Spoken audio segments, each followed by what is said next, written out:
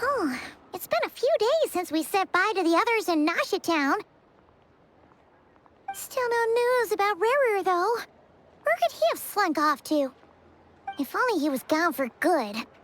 But with all the trouble he stirred up before, there's no way we've seen the last of him. Hello! You must be the traveler in Paimon? Mr. Flynn has been looking for you. Unfortunately, there's been a serious wild hunt attack over at the quarry. He thinks it's time to regroup and figure out a plan. The wild hunt? Oh, uh-oh. We better get over there, right away! Come on, let's go!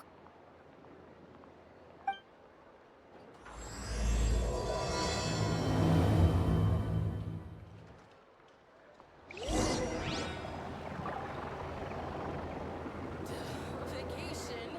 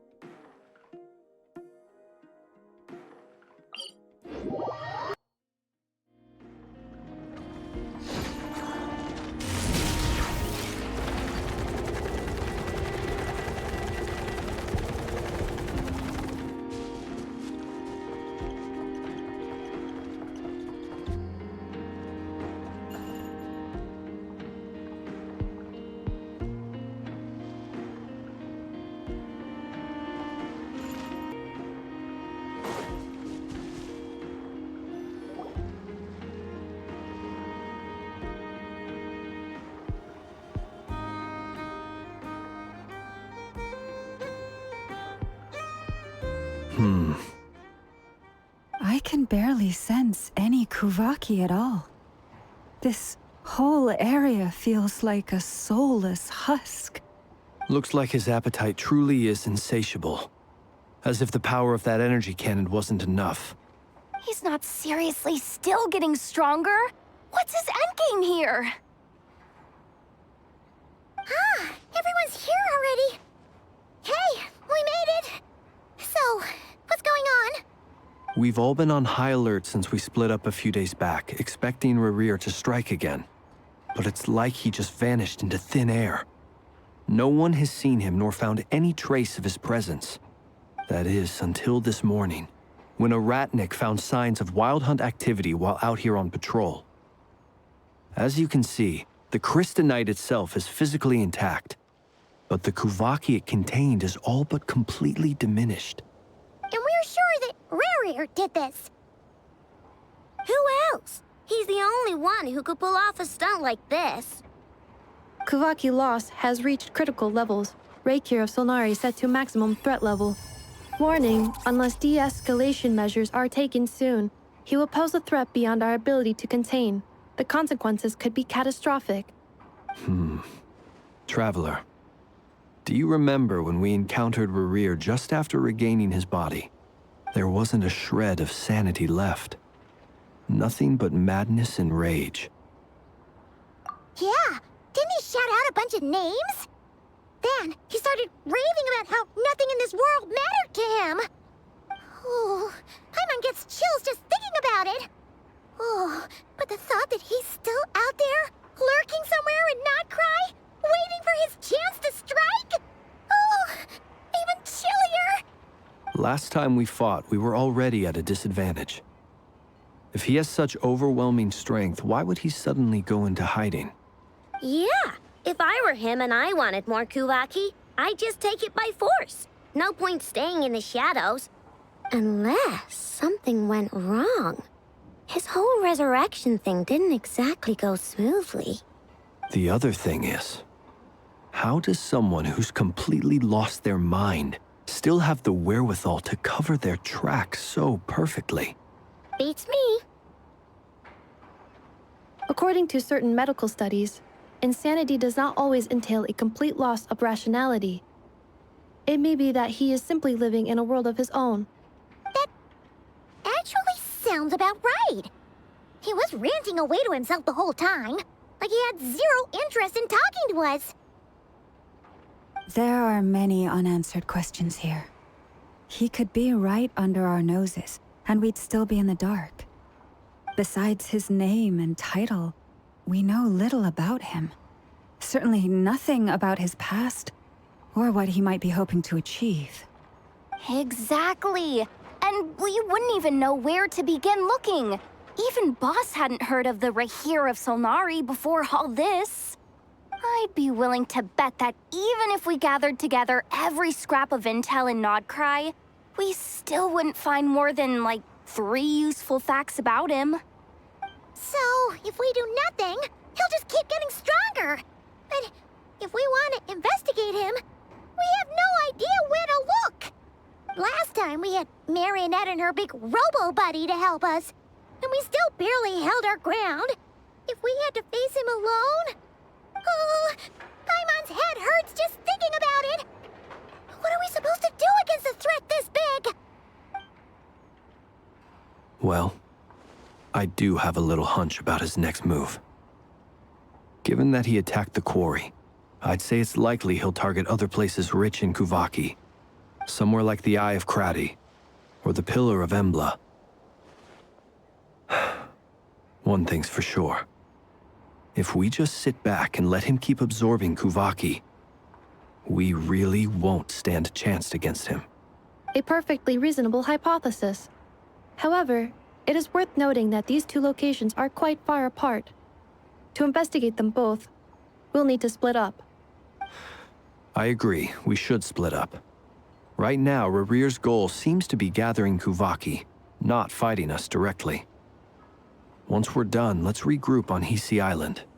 Wait, why Hisi Island? If I recall correctly, your largest goddess statue was carved from Kuvaki-rich ore, was it not? That's right. Yes, it could well be a potential target of his. I should head back and start evacuating the pilgrims.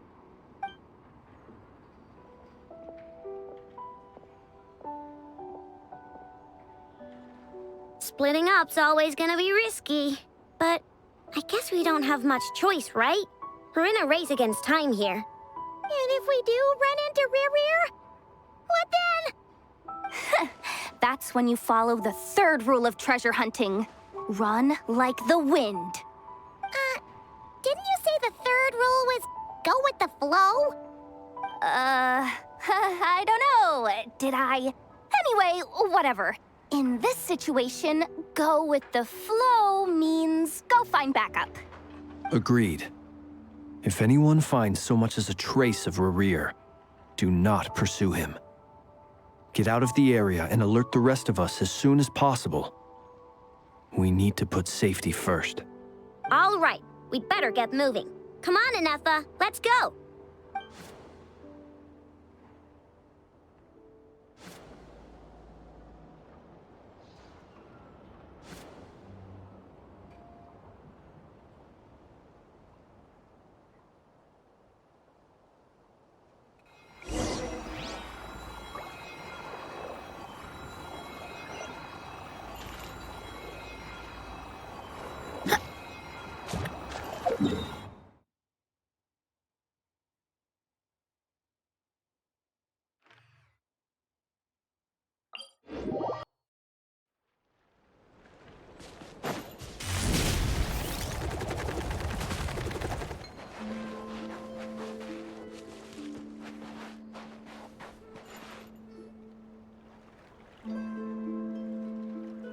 Any leads?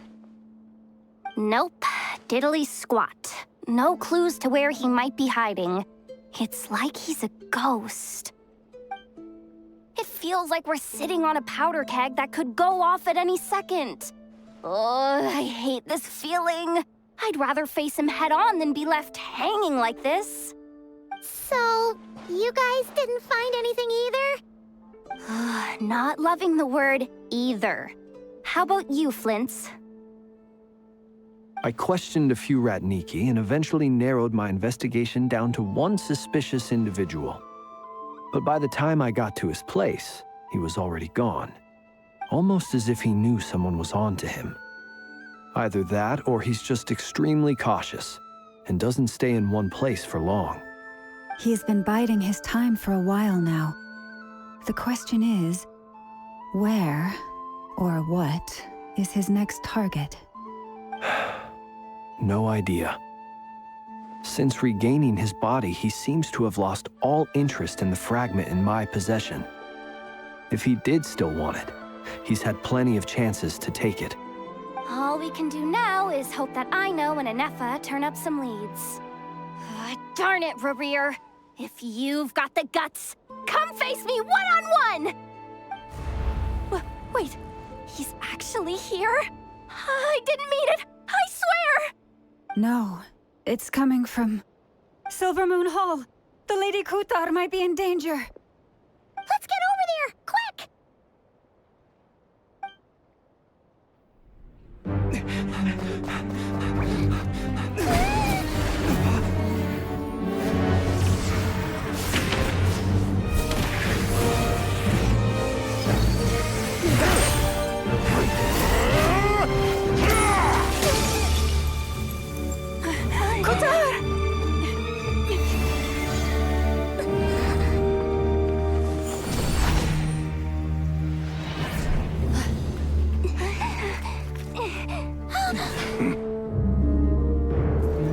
Why is he attacking the damn select? What's going on? No time for questions. Stop him!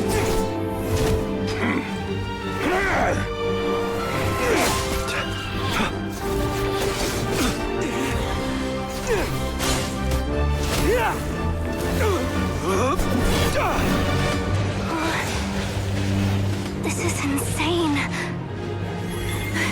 Yehuda, get Kutar out of here! On it.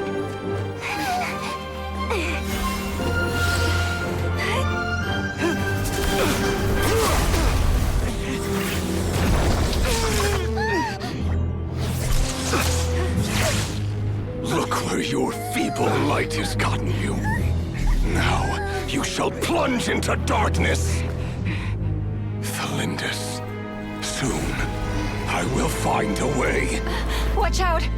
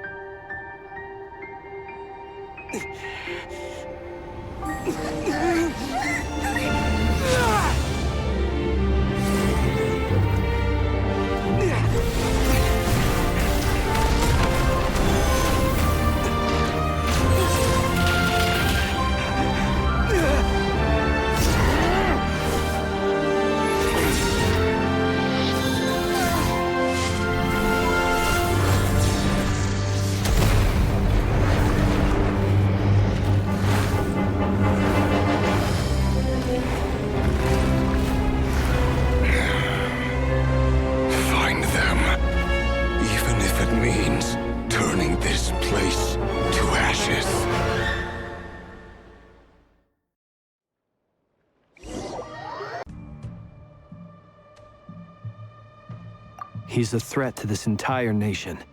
I doubt his strength could even be measured by conventional standards. I have a question. When me and Anefa showed up, we saw him chasing after this lady like he wanted her dead. What was that all about? We weren't there for the whole thing either. They were already duking it out by the time we arrived. Yeah, we didn't see how it all started. It all escalated so quickly, we had no choice but to step in. Kutar, can you shed any light on the situation? Kutar. Cross-checking database. I see. So you're the one that the Frost Moon Scions refer to as the Moon Goddess? Wait, she's the moon goddess? Oh, no wonder she looks just like all those statues. There are many reasons why people might worship the moon, and just as many why they might despise it. I've never met that person before, but there was no mistaking his deep-seated hostility towards me. Why he holds me in such contempt, I cannot say. But Since he hunts the power of the moon, it's no surprise that I am a target. Kutar. There are many potential motives. For instance, you help the traveler escape his grasp. This could be his way of taking revenge. It is also possible that he covets the Kuvaki inside you and seeks to take it for his own. The list goes on. But right now, devising a counter-strategy should be our #1 priority. The likelihood of this location being discovered is close to 100%. A counter strategy? But we don't stand a chance against an enemy like this. Surely our only option is to run. He's not gonna chase us to the end of the world, right? So as long as we can sneak out of Nodcry undetected. No, I can't say that. Come on, Yehoda, this is serious stuff. You can't suggest we all just chicken out. Running is our only option. Huh? You seem surprised, but what other choice do we have? We are facing an enemy we cannot possibly defeat in battle. Well, I mean, yeah, but still. It's not too late. I can distract him, so you have plenty of time to make your escape.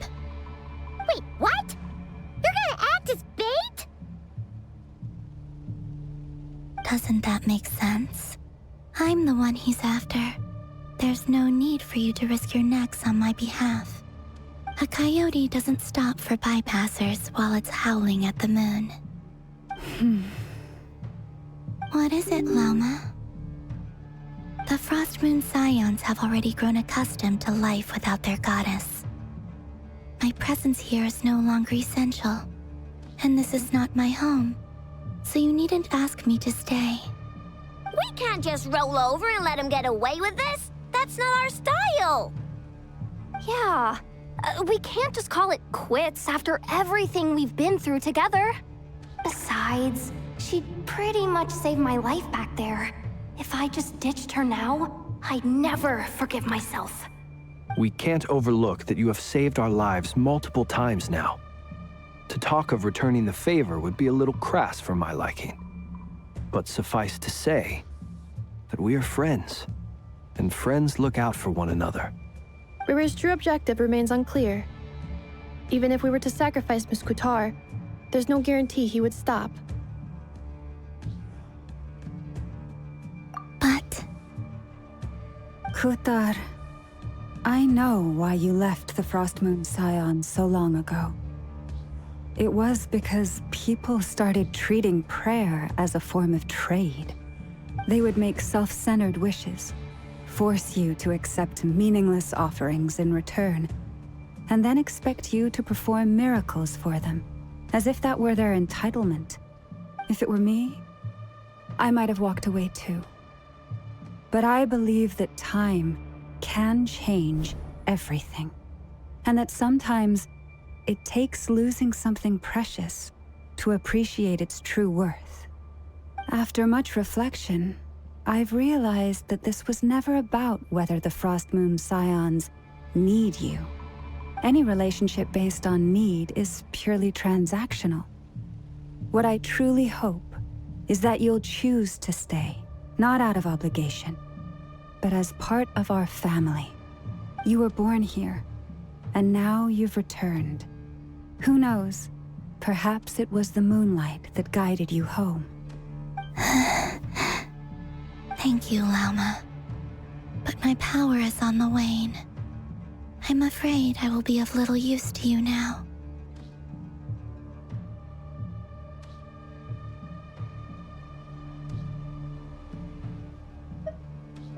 Very well then.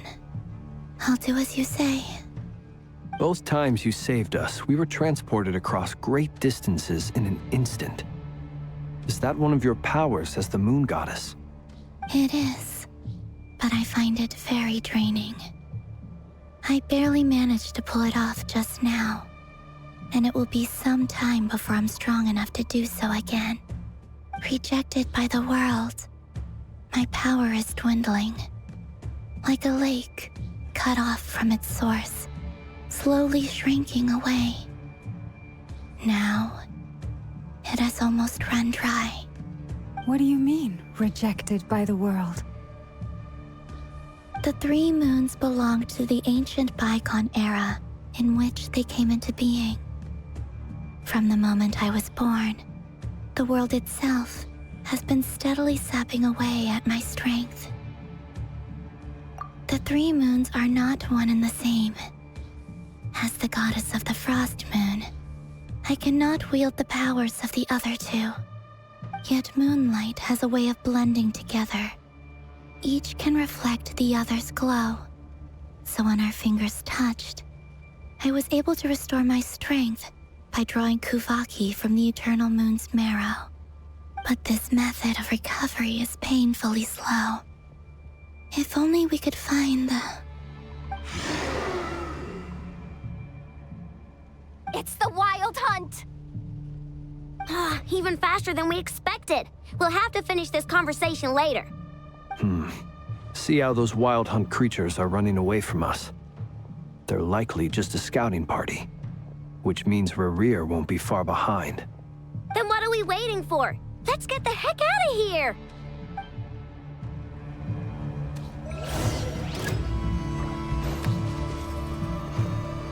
Close your eyes. Whoops! Look, the rainbow! Beware the creatures of the night. Oh, they just keep coming! This is driving me nuts! Rerir's closing in on us. We need to pick up the pace. There's too many of them! And this time, we can't fall back on Kutar's house to escape. This goes on much longer. Be silent.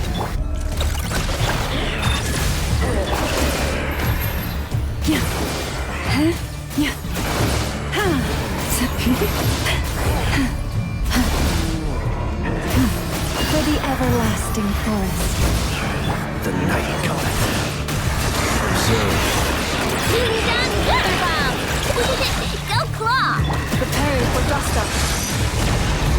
Cleanup sequence initiated. With one heart, we pray.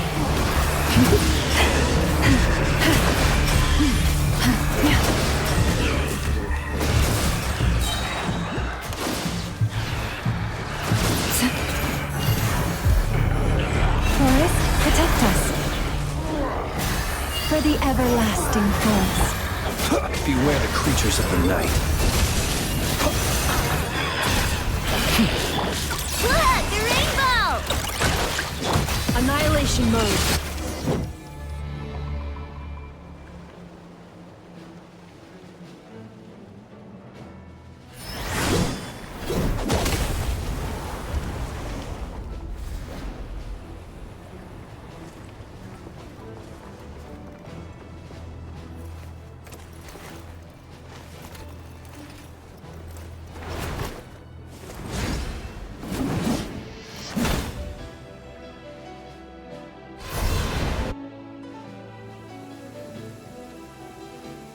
What's the matter? Bit off more than you could chew? How are you? Uncle Varka! You're back from Amsvartnir? Oh, you're Varka? Grand Master of the Knights of Favonius? We could save the intros for later. Right now, let's get you all out of this hellhole. Follow me. I know somewhere you'll be safe. Oh, is that where I think it is? That's the one. Come on, move! There's no time to waste.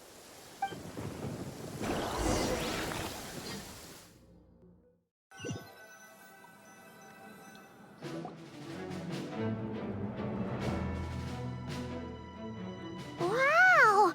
Where are we? This is so well hidden. Well, that goes without saying. This is the Knights of Favonius' meeting place in Nodcry, and a contact hub for the Northern Intelligence Network. AKA, the black market of intel. No matter what faction you're with, it's the place to buy and sell information. Their headquarters are in Nodcry, but they've got contacts in every nation. As an expeditionary force on foreign soil, working with them has offered us the most effective way of getting our hands on reliable local intel. This is where we meet, so naturally, it's secure. Anyway, where were we? Folks from Nodcry should be pretty familiar with me by now. But I believe this is the first time we've met. Allow me to introduce myself. I am Varka, Knight of Boreas, and Grand Master of the Knights of Favonius. We've heard all about you.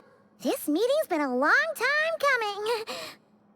You look way younger than Paimon expected. But you definitely have that Grand Master vibe. Well, I'm no spring chicken. Just not showing my age yet. Definitely feeling some of that back pain today, though. Rushed back from Amsfartnir without a wink of sleep, only to get right into another fight with that freshly revived maniac. Another? You mean you fought him before? Yep. He wasn't nearly as strong back then, but he was still a formidable foe. I brought some of the knights along to give him a little surprise, but he saw us coming from a mile off. My squad took heavy injuries, and I barely made it out alive myself. We knew it might have been our last chance, so we staked everything on it. But still, it wasn't enough to stop him. I tried tracking him down afterwards, but he didn't leave a trace. Even in his unhinged mental state, he's as cautious as any trained operative. So, I decided to come find you. And as luck would have it, turned up to find you being ambushed by the Wild Hunt. The rest, you already know. Is that why he's been frantically absorbing Kuvaki these past few days? Because he sees you as a threat? Maybe I'm part of the equation, but even if I weren't, I'm sure he'd still be gathering power. He's clearly working up towards something. Note to self, Uncle Varka's strength rating officially upgraded. Guess it's my turn to ask questions now. So, what exactly has been happening in Nodcry?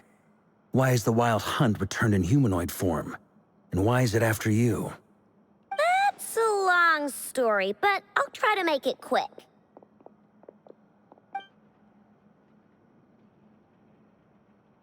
Wow, I had no idea so much had happened. Sounds like you guys have really been through it. So, the Kutar is actually a Fatui Harbinger. And all this Wild Hunt activity in Nodcry is the work of the Raker of Solnari, one of the 5 sinners. Oh, that's a lot to take in. Need some time to wrap my head around it all. I'm truly sorry, Mr. Varka. You stood with us against the Wild Hunt, and did everything you could to stop it from escalating into a full-blown catastrophe. And then, the one time you're away, it all comes to a head and all your hard work gets undone. You've got nothing to apologize for, Miss Moonchanter. You can plan 100 steps ahead and still slip up. That's just life. No one knows what tomorrow holds. You can't predict which way the wind will blow next. And, to be perfectly honest, I can't say I'm surprised. For all the times we've defeated the Wild Hunt in the past, we've never been able to completely wipe it out. Turns out, we were just delaying the inevitable. But now that a new variable has come into play, fate may well take a different course. A new variable?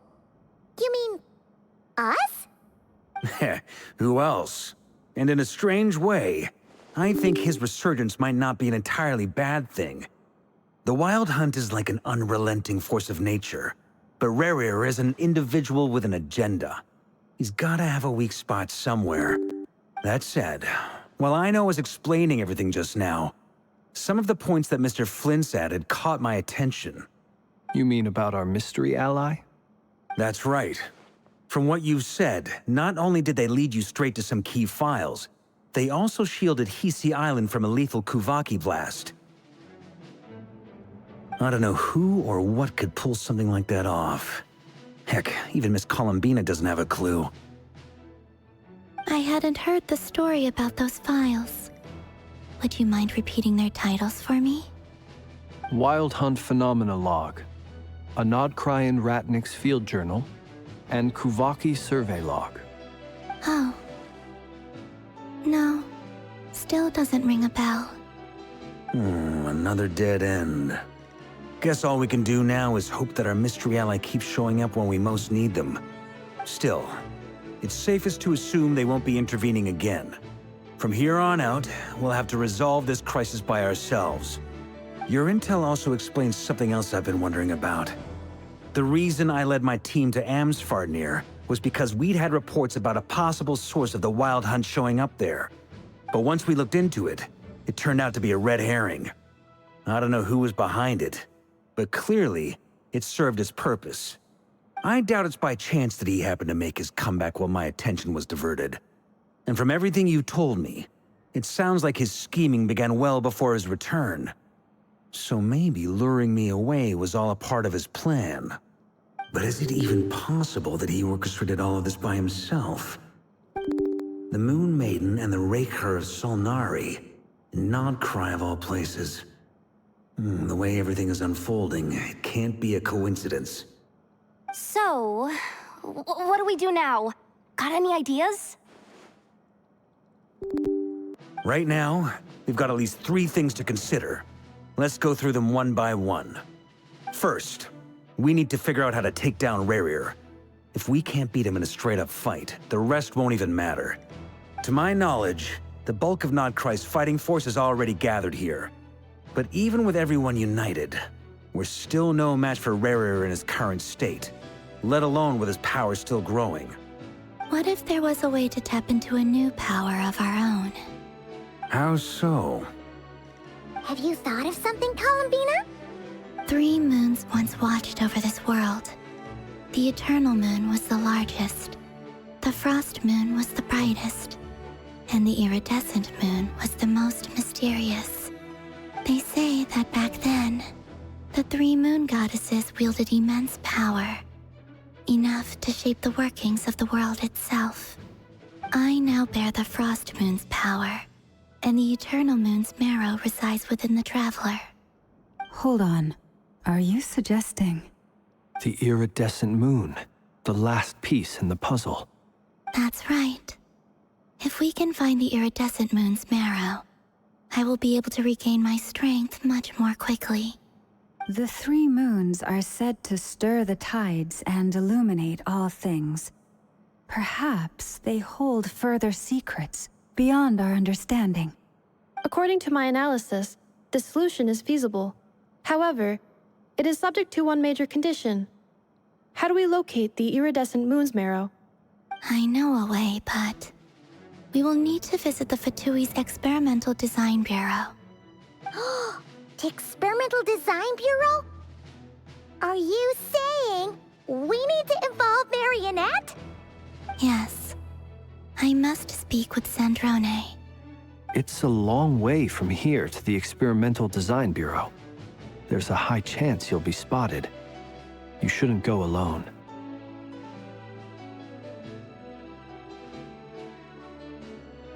Then that's settled.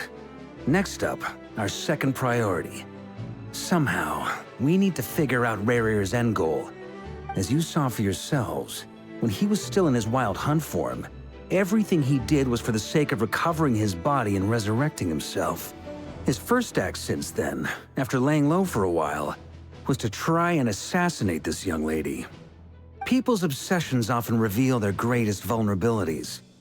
There must be a reason why he despises the moon so deeply. Perhaps it sheds some light on his title, the Raker of Solnari. The Wild Hunt has plagued Nodcry for centuries now. If we want to stop it for good, we have to get to the root cause of what's driving it. It's true. We still know very little about him. If Kuthar hadn't given us that lead, we wouldn't even know his name. But where would we even start? I doubt even the Intel Queen of Nodcry has a clue, and she has info coming out of her ears. Oh? That's a rather hasty conclusion for someone who's so painstakingly meticulous when it comes to dealing with machines. She heard me.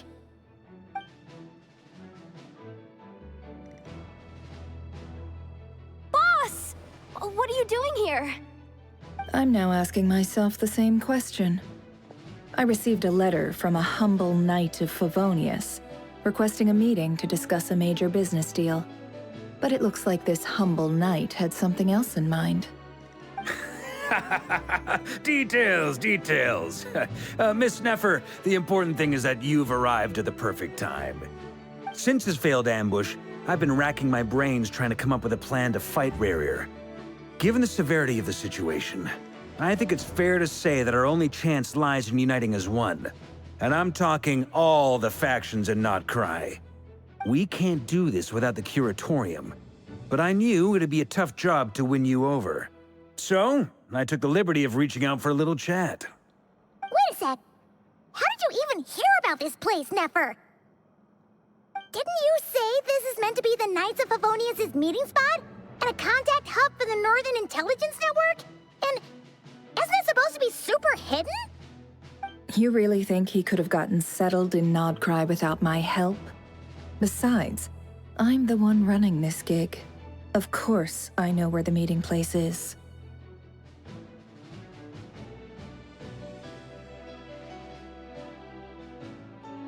Allow me to introduce the current head of the Northern Intelligence Network. If it's intel you're after, she's your woman. Pretty much seen and heard it all. Please spare me the flattery. Let's cut to the chase. Seems like you've run into some trouble, huh?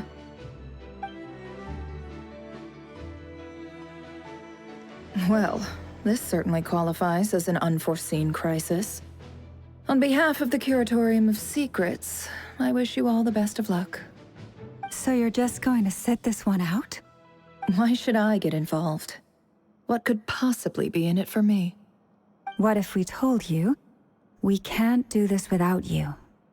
Oh? Then I'd say, you'd better make it worth my while. I don't work for free. I can't put a price on something like this. It's just not in my nature. But then again, you and I have always been polar opposites in this regard. So I can't exactly say I didn't see this coming. If you insist on compensation, I will pay you. Consider this a formal commission. Sound fair? You just don't give up, do you?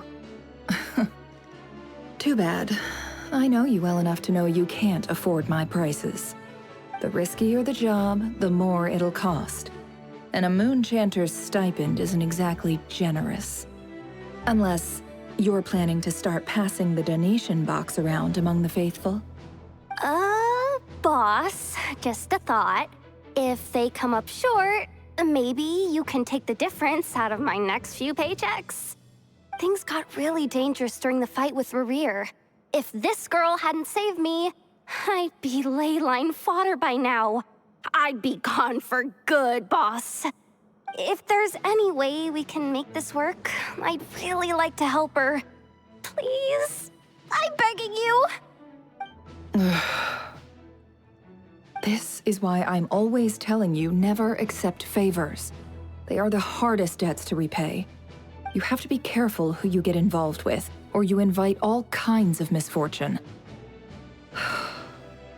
Very well, Yehoda, I will help. But just this once.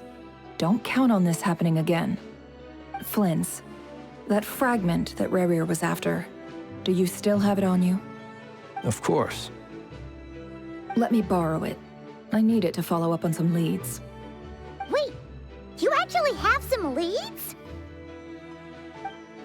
Shh. This is top secret information. I get it. We all have things we'd rather keep to ourselves. Plus, I know we can count on you, so we'll leave the intel gathering in your hands. And that brings me to the third and final item. We need to find a way to distract him. We need time to make our move, so someone will have to stall him. I'm in for this part, no matter what. Anyone coming with? Count me in too. Come off it, you two. Quit playing heroes. I'm way ahead of you here. Inefa did a scan of the Moon Goddess's Kuvaki signature, and we're gonna use it to make some decoys over at the Kramkake craft shop. Anyone who's in, follow me. Once they're ready, we'll deploy the decoys across Nogcry. So as long as the rest of you keep moving, he won't catch on to your scent and won't be able to track you down.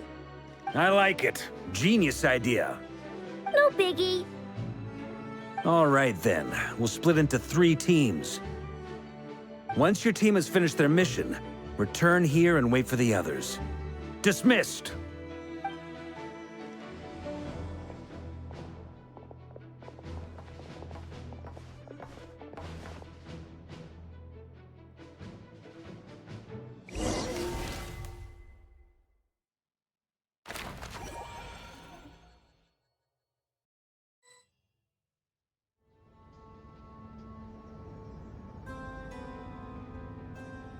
Lady Damselat. Wait, and you two? What are you doing at the Kuvaki Experimental Design Bureau? We've been doing our best to mind our own business lately. But if you're just gonna waltz up here like this, you're seriously pressing your luck. Don't blame us for doing what we have to. Huh! You really think that's gonna scare us off? We're not looking for any trouble. I just want to see Zandrone. Do I need to remind you that you're still a wanted fugitive for deserting us? Out of consideration for our former ties and the crisis we're all up against, we'll let you leave in one piece. But don't even think about trying to get inside. Let them in. But... Are you going to make me repeat that? No, my lady. Zandrone seems to be in a good mood. Must be maintenance day.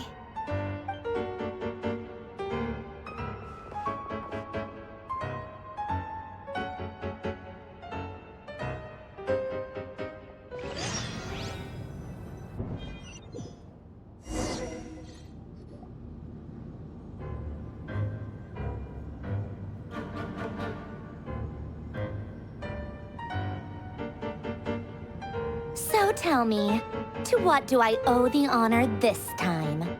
Actually, before you answer that, just so we're clear, we're not colleagues anymore, Columbina. I don't owe you anything. I promise it's nothing big. It seems like you've gotten the wrong idea here. The only reason I let you in was because I was bored. It seemed like a way to kill some time and satisfy my own curiosity.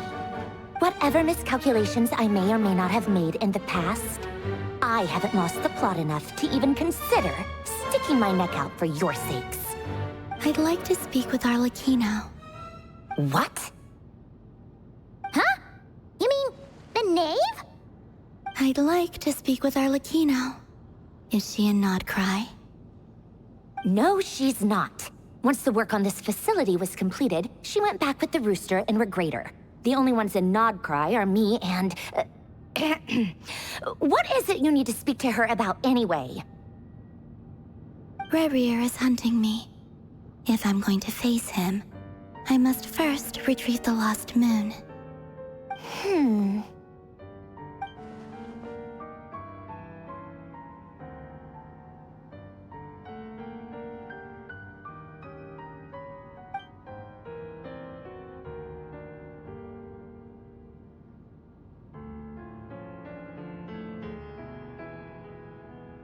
Is that a no, then?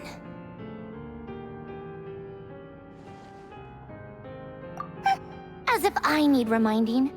I was this close to settling things with him before someone decided to whisk me away to their weird little garden. Have you held any tea parties lately? Tea parties? Yeah, obviously. You don't seriously think we'd pack it all in just because you aren't here. If anything, they've been more eventful than ever. Just me, Arlecchino, and a bunch of insolent and sensitive guests who won't stop asking where you've gone. Oh, they've been a real joy. I bet you served them the worst tea you have. Just like you used to do to me when I upset you. Who cares about how good the tea is when there's no one around to drink it? I keep losing people. First Rosaline, now you. I'm running out of people who can make me laugh. Honestly, what could be more ridiculous than the multi-centenarian goddess, who's only ever had the plain herbal tea she received as offerings? You'd always brew a different type of tea for me each time. Was it really just to see how I'd react?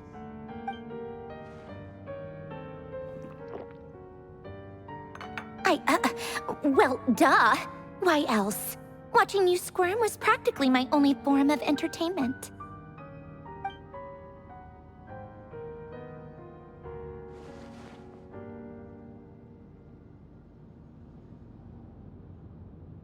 Oh, yeah.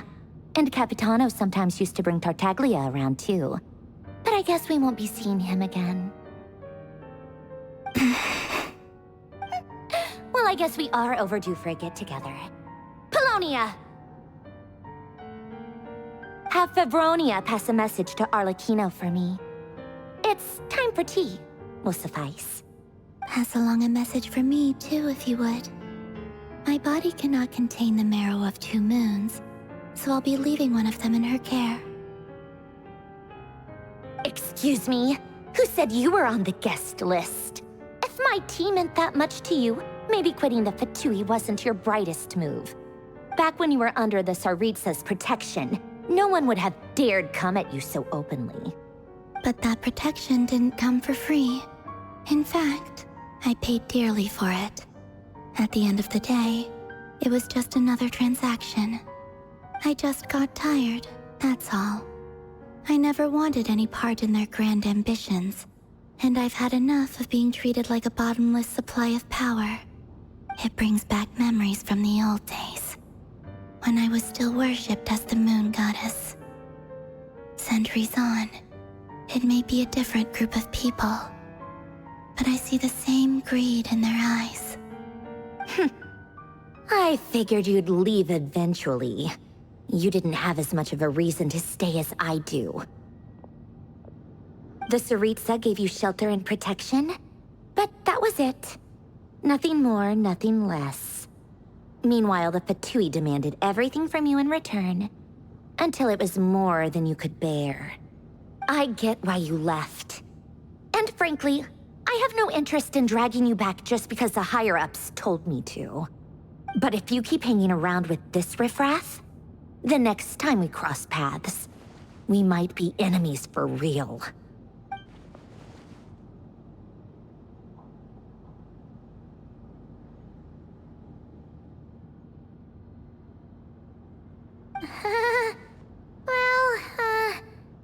Guess that's our cue to leave.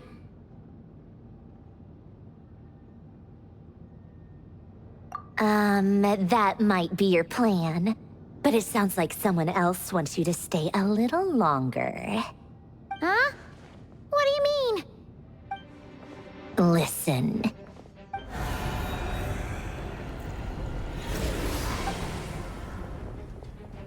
My lady, it's the Wild Hunt. A horde of monsters is headed straight for the facility. Another uninvited guest trying to crash my tea party. Clear the area! I'll handle this. Wait, what? You want us to leave you here by yourself? Huh, you'll be lucky to make it out of this alive. You really think you can afford to worry about me? Go on, get out of here. You may have stopped Polonia from crushing him last time, but I've made sure that won't happen again. The entire Experimental Design Bureau is rigged for war. Stay and watch if you want, but it'll be at your own risk. You're not flagged as friendlies in the weapons system.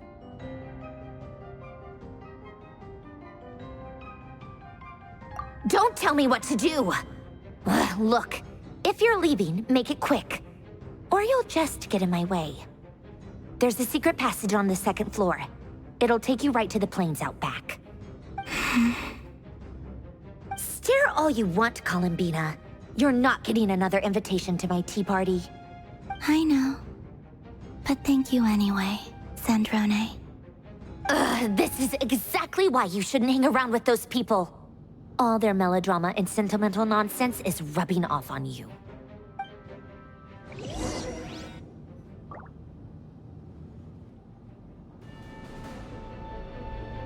Come on then, Mr. Ray here. Let's pick up where we left off. It's your Wild Hunt monstrosities versus my beautiful creations. Let's see who comes out on top.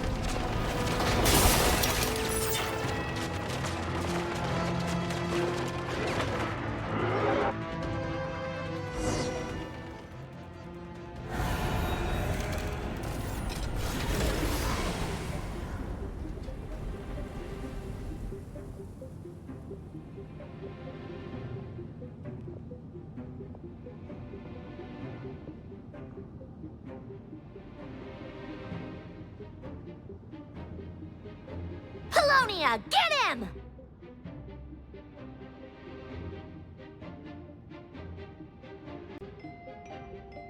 I've upgraded Paulownia again since our last encounter, and uploaded every last scrap of your data.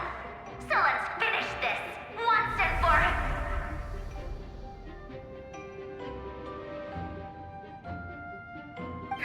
She's not here.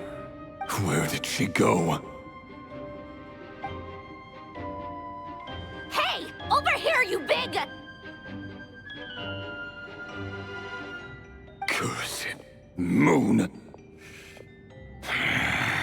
Go. Keep searching. She cannot have gotten far.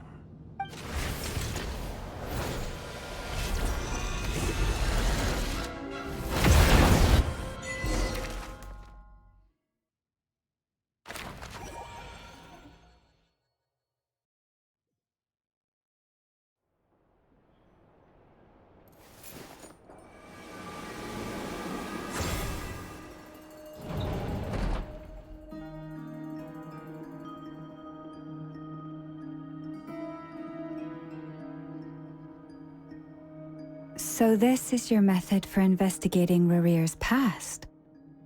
It almost looks like some kind of ceremony. Good deduction. But it's quite a different affair from what you're used to with the Frostmoon Scions.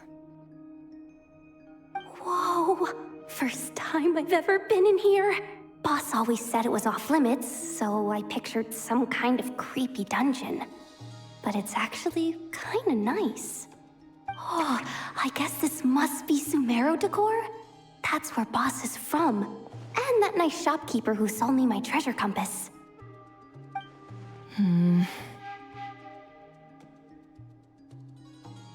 not sure exactly what you've got planned, but it looks like you're all set. When do we begin? Whenever we wish. But for some reason, I've got a feeling this isn't going to end well. I've never faced Rarir myself, but from what you've told me, his power is beyond anything I could imagine. I, on the other hand, am just an ordinary businesswoman.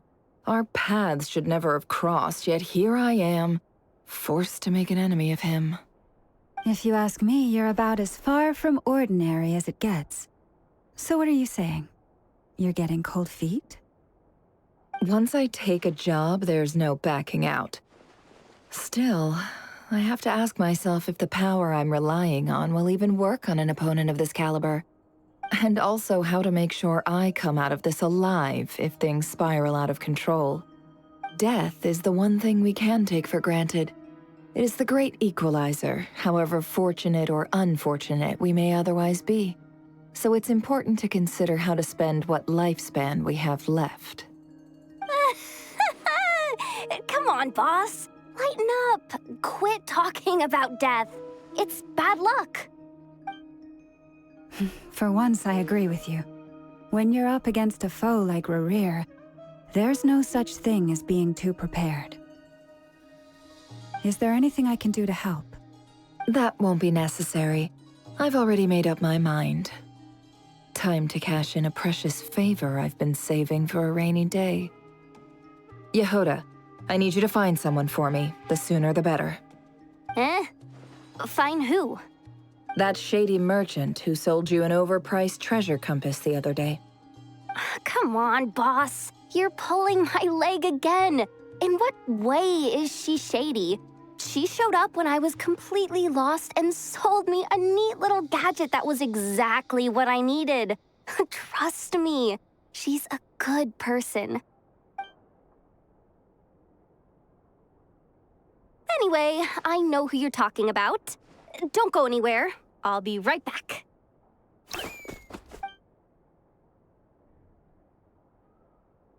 Quit dragging me! I genuinely can't run any further!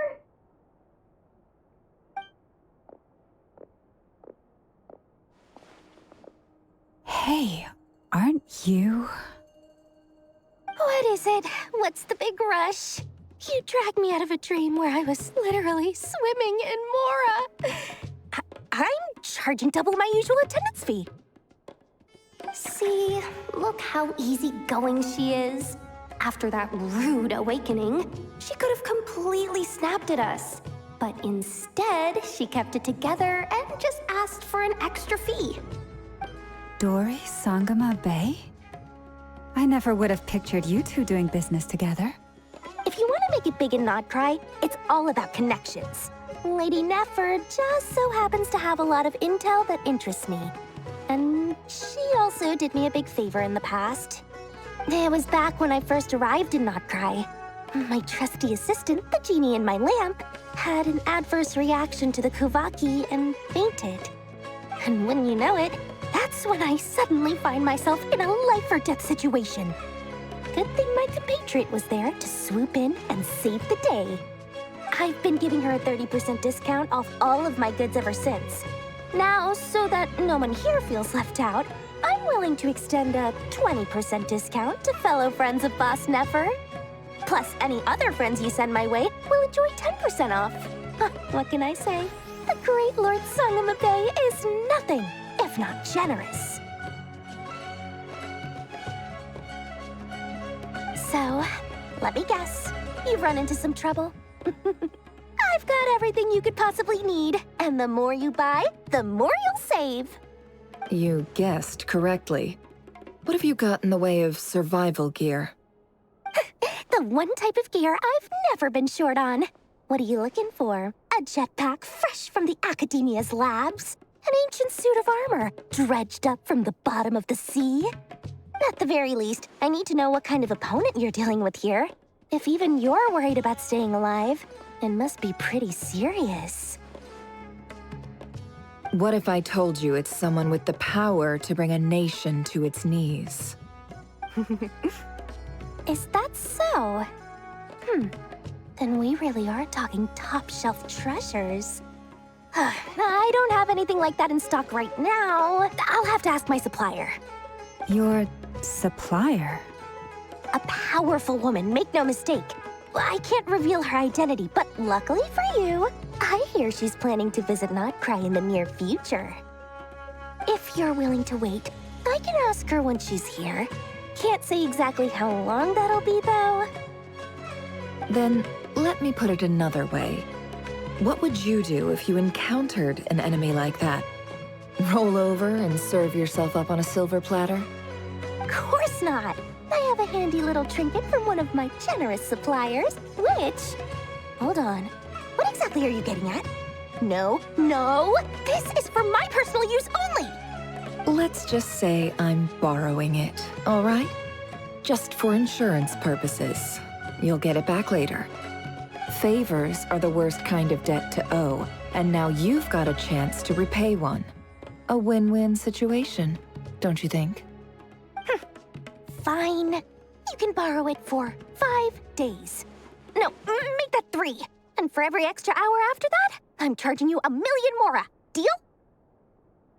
Deal.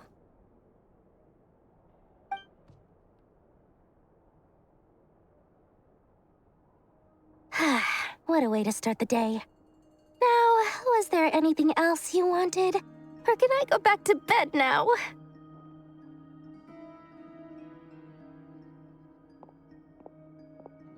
That will be all. Take care now. Don't trip up on your way back, friend. See you later! You're my favorite shopkeeper.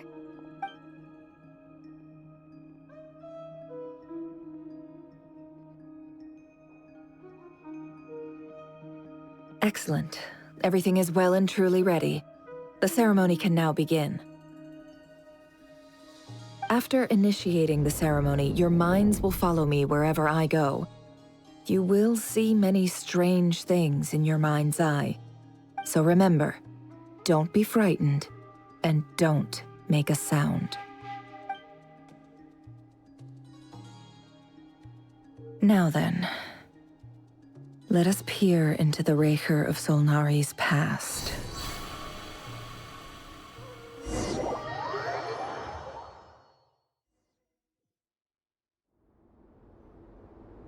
I made it. I don't recognize this style of architecture. Must be Conrian.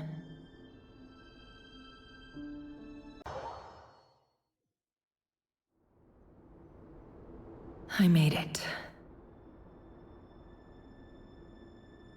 I don't recognize this style of architecture. Must be Conrian. Simple furnishings, table and chairs. It's a more ordinary house than I might have expected. Looks like the fearsome Raker of Solnari came from surprisingly humble beginnings. Unless this passed for luxury in Conria. Unlikely. It was said to be a very prosperous nation in its heyday. Anyway, I'll keep exploring.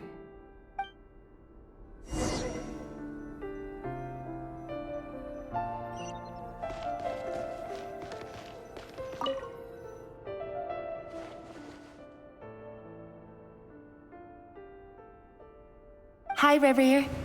Since you're working extra hours tonight, I thought I'd keep myself busy by checking out that new kebab shop. I've heard good things about their menu. I'll test it out, and if it's as good as everyone's saying, let's go back together sometime. P.S. New stash from the Universitas Magistrorum. I brought some goodies home. A few teacups and a pin rack. Hope you like them. They didn't sign their name, but they must have been close. Sounds like they were living together.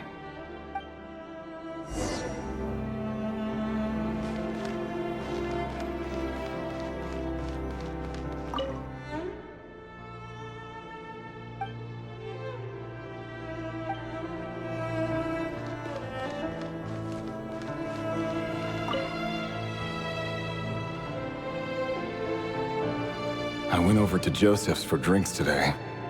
They have a fine collection, but I went alone. Felindis was tied up with something and couldn't make it. Joseph asked why I came alone, but I didn't really have an answer. He then went on to ask about other things.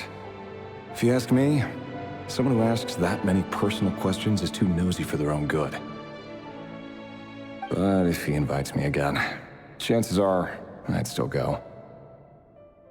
Felindis. That's the same name Rerir mentioned. Crane imports keep falling. If things don't pick up, we'll soon be back to meat and mushrooms only. Honestly, I'm not a huge fan of that new type of mushroom everyone's been into lately. Didn't it start out as a lab-grown variety? I heard it's even mildly corrosive. Seriously, why would you even eat something like that? I don't care if it's an impressive feat of alchemy. That just isn't the kind of thing I like to eat. Grain has to be imported, and they're eating a diet of mostly meat and mushrooms. Could it be because Conria is underground, so it doesn't get much sunlight? That would explain why they use so much stone in their buildings. They even use alchemically modified strains for food. Seems like the people of Conria don't have many options when it comes to dining. I've just about saved up enough now. Time to buy it and keep it somewhere safe. Making a big purchase. I wonder what it is.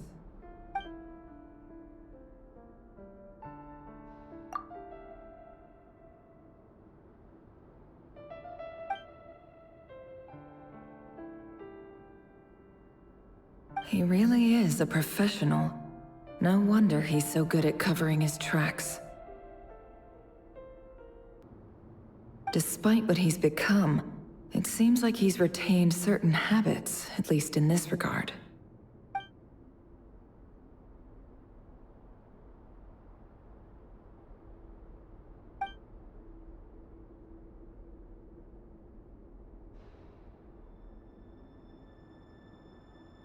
Did Rerir rip it out himself?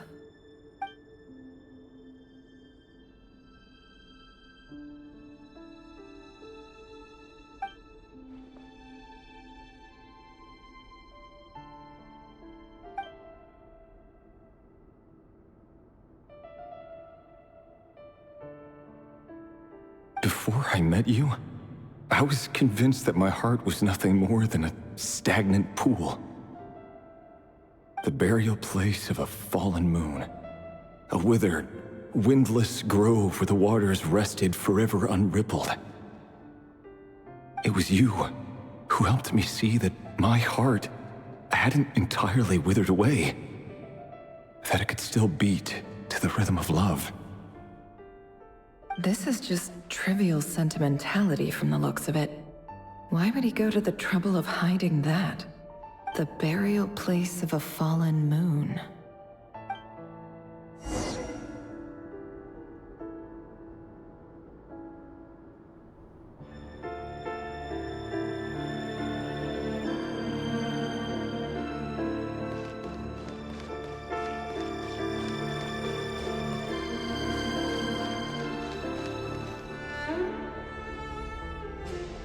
Reverie, over here. Dane! Oh, and, Vediflin here? What a surprise to see you here, sir. Hello there, Rerir. You need not address me so formally outside of court. He doesn't get that much free time, so I invited him over for a drink. Even the court prophet deserves a break every now and then, right? Well, I'm flattered. So, what are we discussing today? Hey, don't look at me. As far as I see it, we don't need an excuse to have a few drinks. Come on, don't give us that. Didn't you say you were about to pop the big question? How's that coming along? Who'd have thought the great Twilight Sword was an even greater gossip? I just didn't expect you to be the first one to settle down and get married, that's all. Yeah. If you told me that a few years ago, I wouldn't have believed you either. So, are you planning to come clean about your job then? I'm guessing you still haven't told her. Sure, I'll have to tell her at some point. But I'll need to pick the right time and place. To be honest, I have no idea how she'll take it. Come on, stop being such a pessimist. For all you know, she could be thrilled. I bet she'll be much more impressed by your actual job than the one she thinks you're doing now. A member of the King's Guard. Quite the cover story. Does the king himself even know? Of course he does. Anyway, enough about me. How have you been? Me? Same old, same old. Nothing much to... Huh? What's up, Ved? It's nothing. Vediflin, Dainsleif's elder brother. Renowned throughout the court of Conria as the Visionary, and said to possess a wisdom far beyond the reach of any ordinary man. And yet, despite the gulf between us, he seems to have something to say about me. Does he even know me? Does he see me as a friend of his brother, or just another of the Vinster King's blades? Why did he react so strongly? Was it really to do with what we were talking about? Brown, curly hair and brooding blue eyes. So this is what Rerir looked like back in the day. Perfectly normal. No different from anyone else. As frightening as this monster is in the present, there's something even more unsettling about seeing the human he used to be.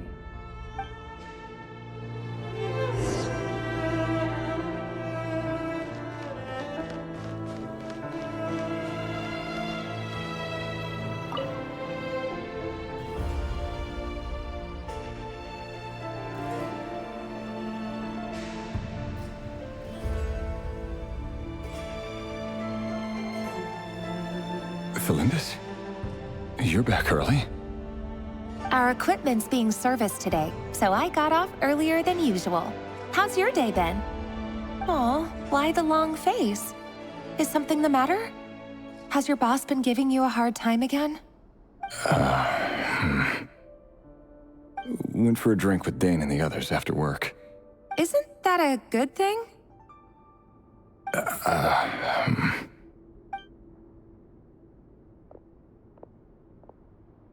Vediflin showed up today, too.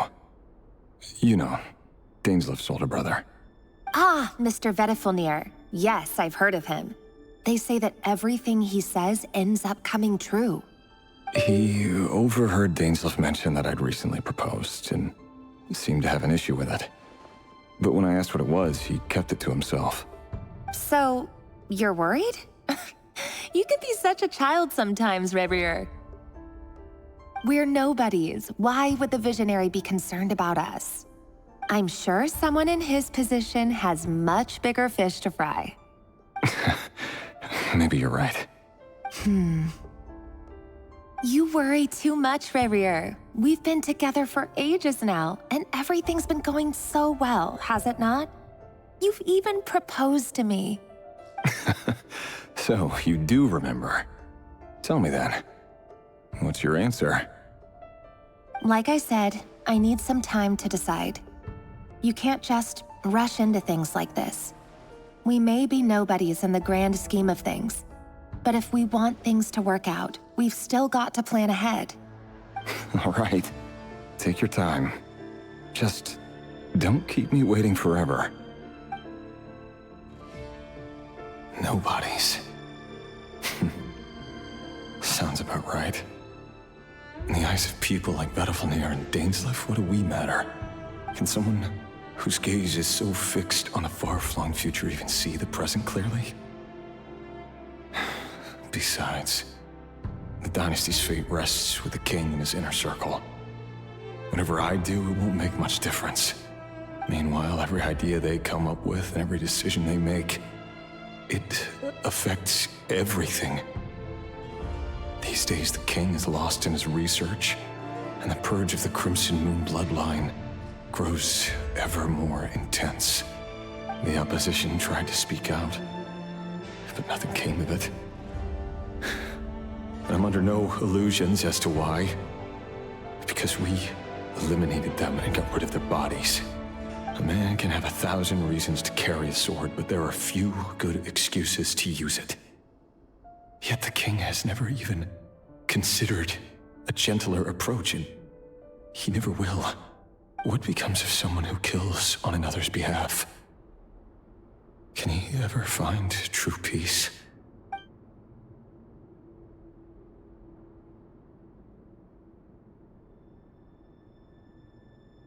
Thelindis?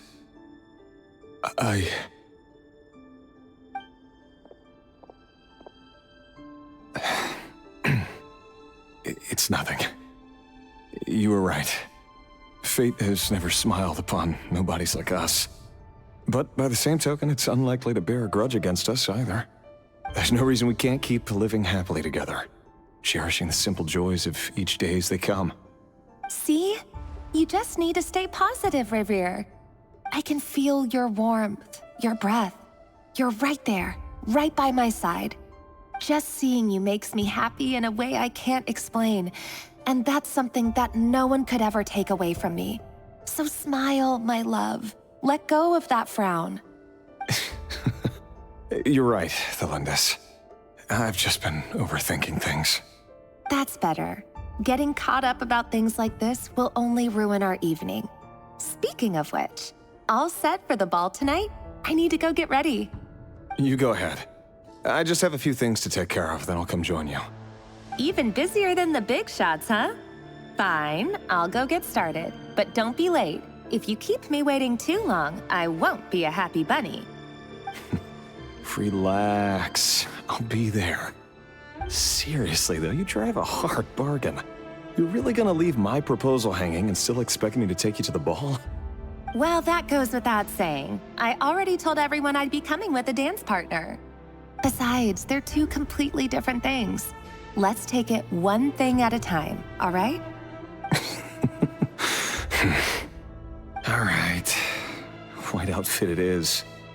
It seems like Rerir was deliberately hiding his ties to the intelligence services by giving the impression that he was just an ordinary member of the Finster King's Guard. He clearly doesn't want his would-be fiancée to know about his other life.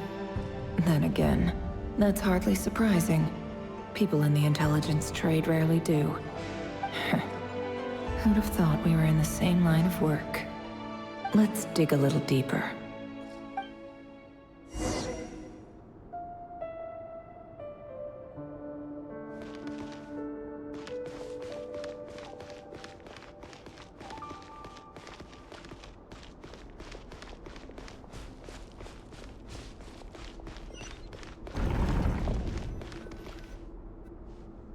Our last operation was a resounding success, and all thanks to you, Rayhir of Solnari. In total, we apprehended 32 dregs of the Crimson Moon, and 67 accomplices. After all these years since the dynasty's fall, so many of them still linger on. Indeed, it cannot be denied. Yet it was destiny that the Crimson Moon should be overcome by the eclipse, and that His Majesty, the all-seeing Vinster King, now guides our nation on the path to prosperity. Conria has no further need for a dead moon. But alas, there will always be those who refuse to see the truth, choosing instead to romanticize the past. That's not entirely true. Much about the Crimson Moon era was worthy of remembrance, and that's exactly why they keep trying to see it restored. Many of its secrets remain unsolved to this day. As it happens, that's precisely the field of study my partner is devoted to. You still haven't told her what you really do for a living. Where would I even start? How do you tell someone that you're one of the king's hand-picked executioners? That your hands are steeped in blood? You didn't choose this life, any more than I did. Orphans like us don't get a say. But I'll sure as heck be the one to pay for it. Speaking of which, we need to be more rigorous in the way we identify direct descendants of the Crimson Moon. Someone, it seems, has strong opinions about my future plans. Most likely my marriage in particular. I have a feeling that we may soon become targets of the Crimson Moon's retribution. Your concerns are not unfounded. They've taken out many of our colleagues these past few years, and for that very reason. These are no helpless lambs we're leading to the slaughter. They're wolves in sheep's clothing. Take care, Rayhir of Solnari. I look forward to toasting you at your wedding. Thanks, Thorkel. You look after yourself, too.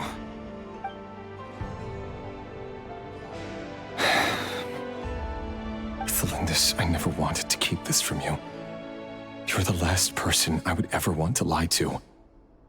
But that's exactly why I can't tell you everything. There are things you shouldn't know. Things you cannot know. The moonlit dynasties are a thing of the past.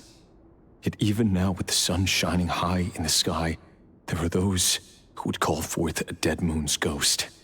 Could that be why Vedalfnir held back? Or was it because of some court secret he's not at liberty to share? I have to get a clear answer from him. No matter what happens, I will protect Thelindis. Rayhir seems to be very concerned by Vedalfnir's reaction. Vedalfnir and Dainsleif, the Visionary and Twilight Sword. So that's what they were really like. I've investigated this whole area now. There doesn't seem to be any other memories here. Should I try somewhere else? Wait a second. What's this black smoke?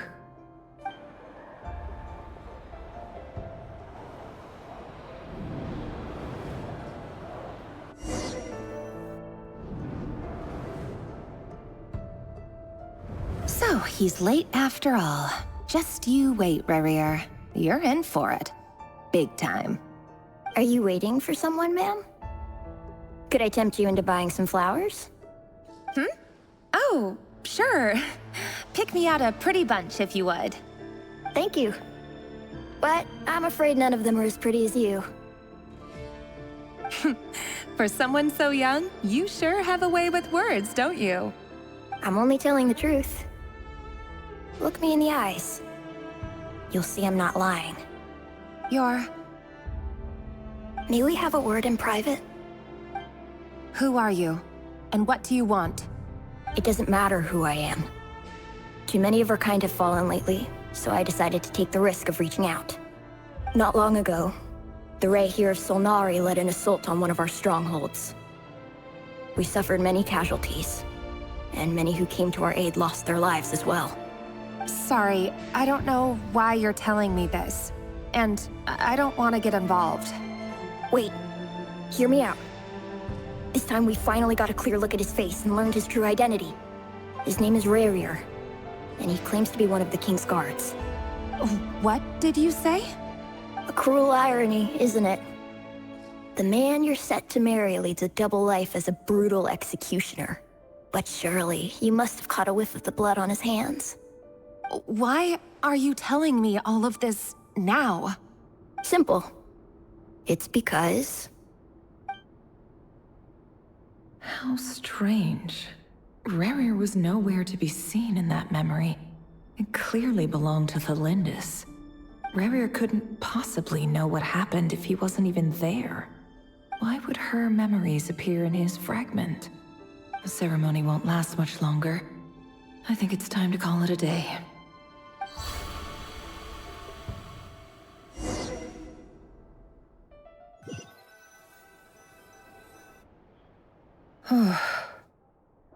So that was your doing?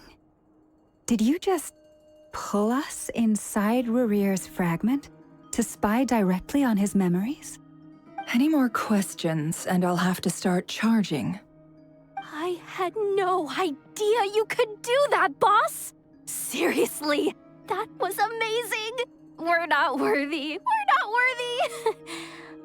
I gotta admit, though, I'm itching to see what happens next. Feels like we barely scratched the surface.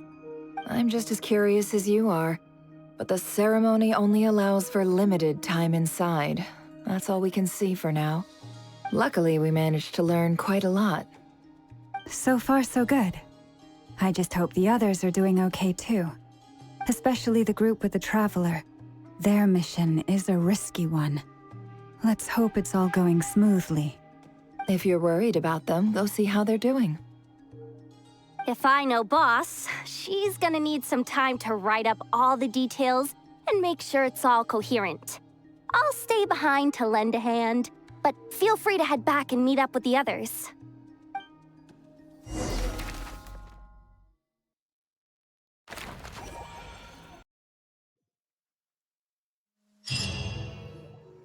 Oh, they've been prowling around for nearly 2 days now. These things just won't quit. Oh, they might not have seen us yet, but them constantly sweeping the area, our way out is completely blocked.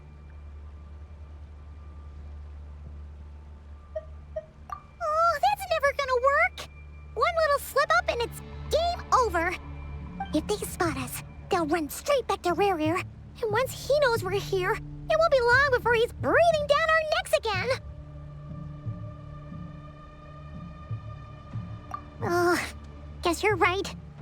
All right, time to zip it.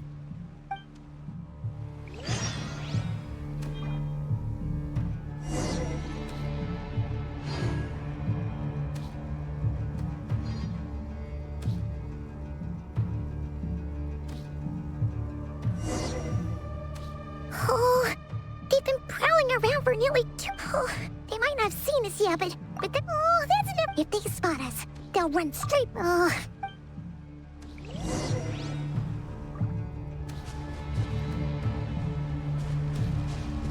Quick, hide! We almost got spotted!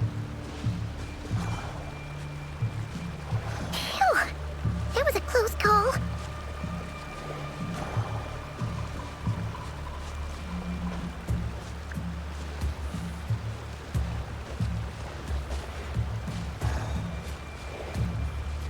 Watch out! He's coming this way!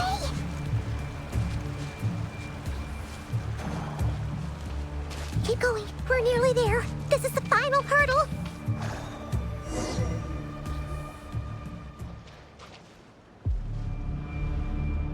Oh, there's no end to these things!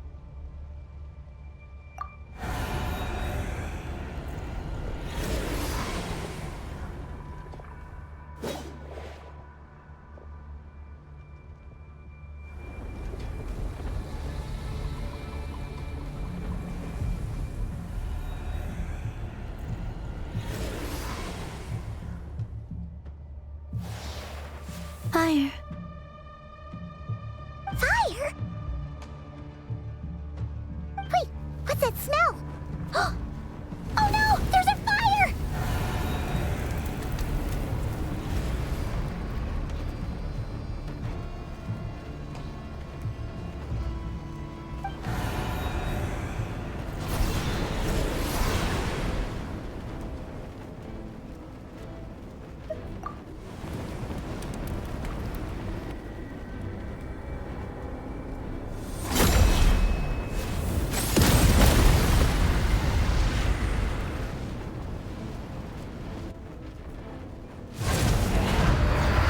Santarone was right.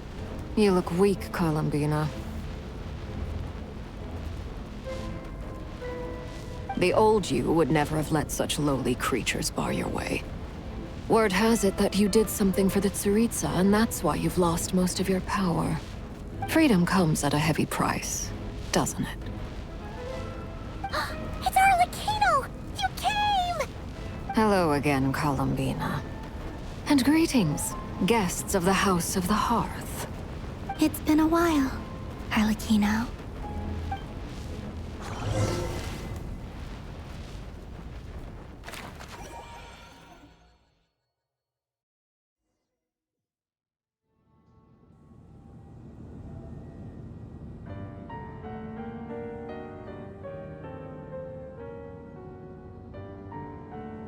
Stupid right here of stupid Solnari. Ugh, whatever. I've got all the data I need. Next time we meet, you're finished.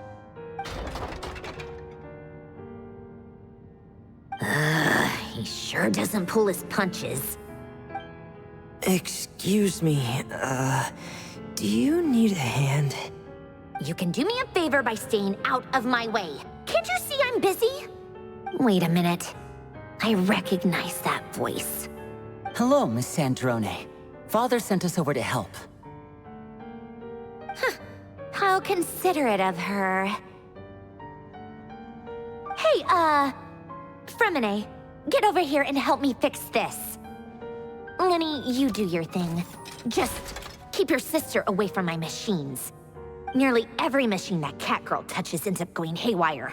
Go put her on cleaning duty or something.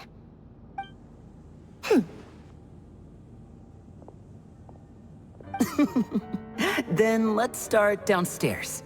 Fremine, we'll leave this place to you. You've got it. Wait a second. Pretty sure there's still some tea in the cupboard. If you want some, you'll have to make it yourselves.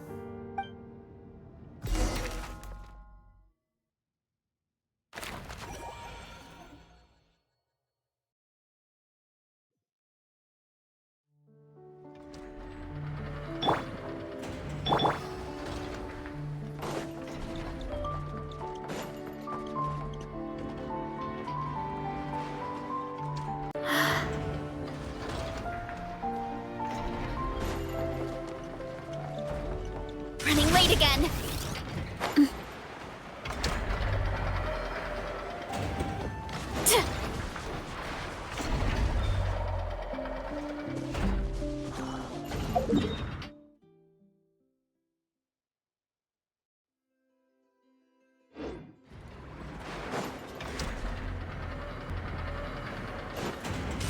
Here I go! Light it up! A little amuse boost! Oof! It's justice o'clock! Headbutt! Light up the blazing sun!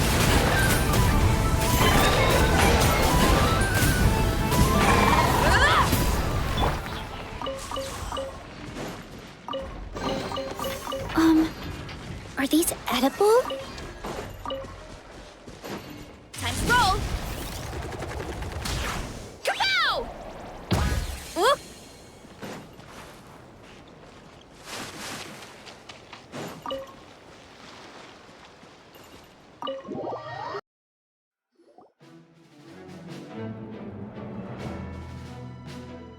It's a relief to see you all made it back in one piece.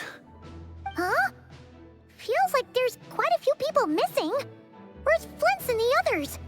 And what about Nefer? I returned ahead of them. Flint is helping Ino and Anefa to set up the decoys and buy us some time. As for Miss Nefer... Boss is still wrapping things up on her end. She sent us back to fill you all in on the top secret intel we've been gathering. I see. Then let's get right into it. But first, who do we have here? You brought someone else in to help? Greetings. I was invited here to help as a longtime Tea Party companion of Columbina's. You may call me Arlecchino. Surely it can't be. Those eyes. Oh, where have I seen them before? Wait, of course. In those memories we just saw. The only Arlecchino I know is the fourth of the Fatui Harbingers. So either you share a pretty uncommon name, or you're more than just a tea party buddy. You're well informed, Grandmaster. A man from Mondstadt living all the way out here in Nodcry, and yet the people and affairs of Snezhnaya seem to hold a special place in your heart. Oh, the feeling's mutual. Sounds like you know all about who I am, too. A Fatui Harbinger. The atmosphere in here just got really tense. Guess we can't just start trusting Fatui Harbingers, even at a time like this. I must admit, though, I'm a little curious. Seeing as the Moon Goddess no longer belongs to the Fatui, what makes you so willing to put your neck on the line here? Nor does Nodcry belong to Mondstadt, Mr. Varka. Yet still, you're fighting for it all the same. Things don't always have to have a tangible payoff. Sometimes, stopping things from spiraling out of control is a higher priority than chasing the spoils of victory.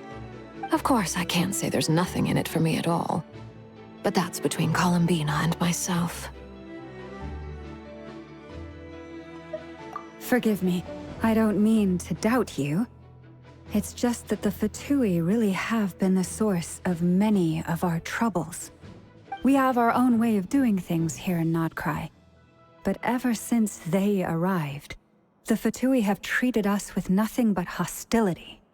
I know there's been a lot of bad blood between us in the past. I've done my utmost to avoid friction whenever I could. But sometimes fundamental conflicts of interest simply can't be settled amicably. That's why I'm here solely in a personal capacity. This has nothing to do with the Fatui. As a gesture of good faith, I'll be frank. I can help Columbina track down the iridescent moon's marrow, which will help her restore more of her power. Anyway, what else is on the agenda? Let's begin. She says she'll be frank, then completely skips over the details. Looks like she doesn't want to give away too many secrets after all. But she clearly wants to change the subject. It'd be awkward if I tried to bring it up again now. I guess we'll just have to go along with it. She's the fourth of the Fatui Harbingers after all. One look and you can tell she's not someone you'd want to mess with.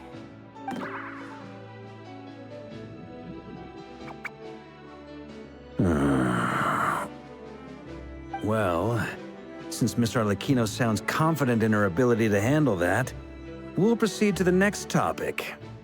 Yehoda, time to share that top-secret intel. All right, listen up, everyone. First, we now know that Rerir was originally a Conrian secret agent whose primary mission was to hunt down and assassinate the so-called Dregs of the Crimson Moon. The Dregs of the Crimson Moon? Mm-hmm. In the memories, there was a lot of talk about the Crimson Moon and Eclipse, and a whole bunch of other stuff from the time of Conria. To my knowledge, those were the names of two different Conrian dynasties. Long, long ago, it is said that the people of Conria worshipped the Crimson Moon, drawing a mysterious power from its reflection. But one day, a coup saw the Crimson Moon eclipsed, hence the name of the new dynasty that replaced it, and how it became the new emblem of Conria. Still, long after the Crimson Moon dynasty had fallen, the last ruler of the Eclipse dynasty, the Vinster King, still coveted the secrets it left behind. So, he sent the Rehir of Solnari to secretly hunt down the Crimson Moon's few remaining followers. In those days, Rerir showed no signs of madness. In fact, he was as normal as any other person. Oh, and he had a fiancé, or at least a would-be fiancé, called Tholindis.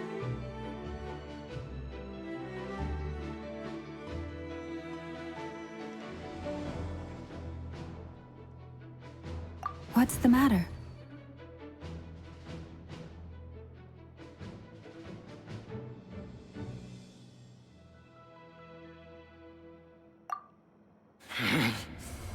Verfnir, Freindaughter,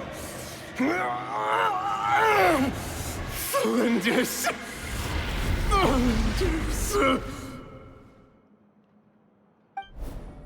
Interesting. Anything else? What about this would-be fiancée of his? Do we know anything about her? Well, she was a researcher at the Universitas Magistrorum, but it felt like she was hiding some kind of secret. Oh, and one more thing. For some reason, Rerir's fragment also contains some of Thelindis' memories, though only a very small portion. Well, no shortage of potential leads, I'll give you that. In any case, it sounds like we can conclude that while Thelindis was still around, Rerir appeared to be lucid and quite normal. Thelindis, it seems, must have been the one thing in this world that he couldn't let go of. Tell me, though, were these pure-blood Conorians we're talking about here? Why do you need to know that? Hold on. If she was a pure-blood Conrian...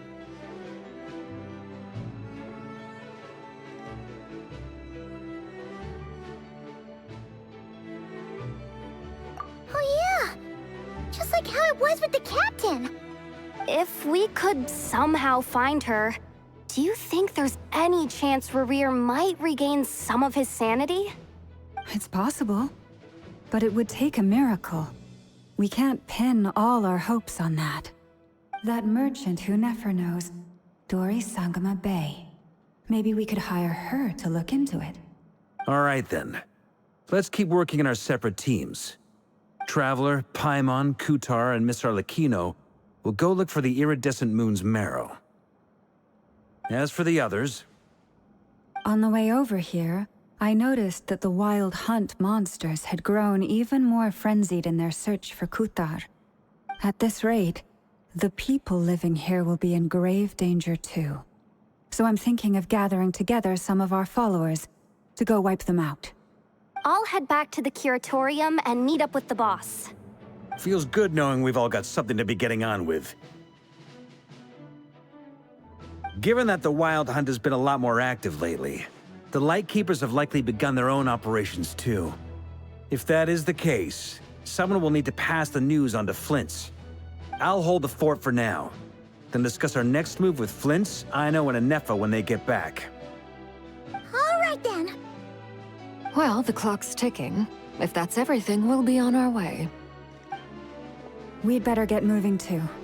We'll try to buy you as much time as we can. Relax. Just do your thing. Now, I decided to call in some backup since things are getting so hairy. Our reinforcements should be here any minute now. Stay safe, everyone. Dismissed.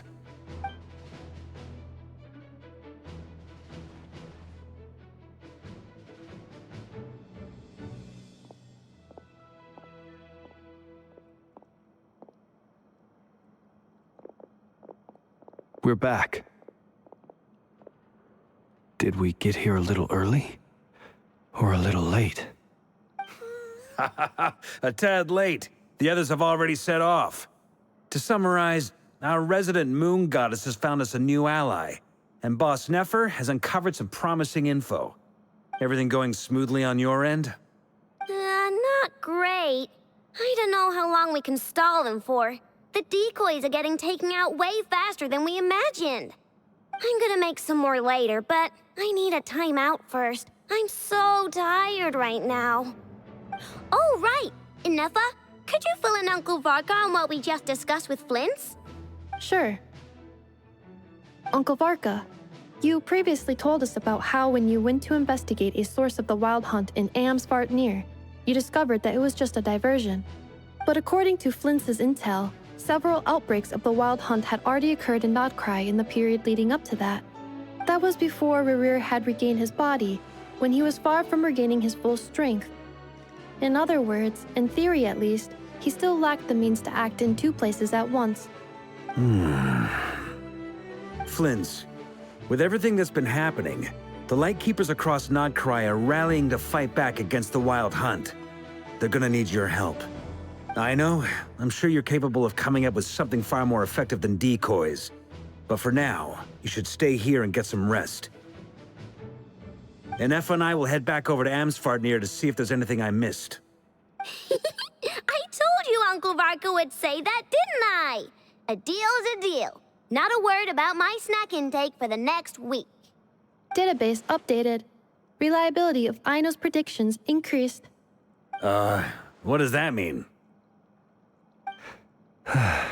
They were betting on how you'd respond after hearing their intel.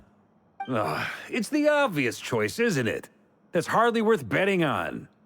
We already decided that Anefa should go investigate the situation over at Amsfartnir on her own. You might as well stay here and keep watch. Someone needs to hang back and oversee our strategy meetings. And besides, you still haven't fully recovered from ambushing Rerir. So I've ended up with the easiest assignment. Well, I appreciate it, everyone. See you when you get back.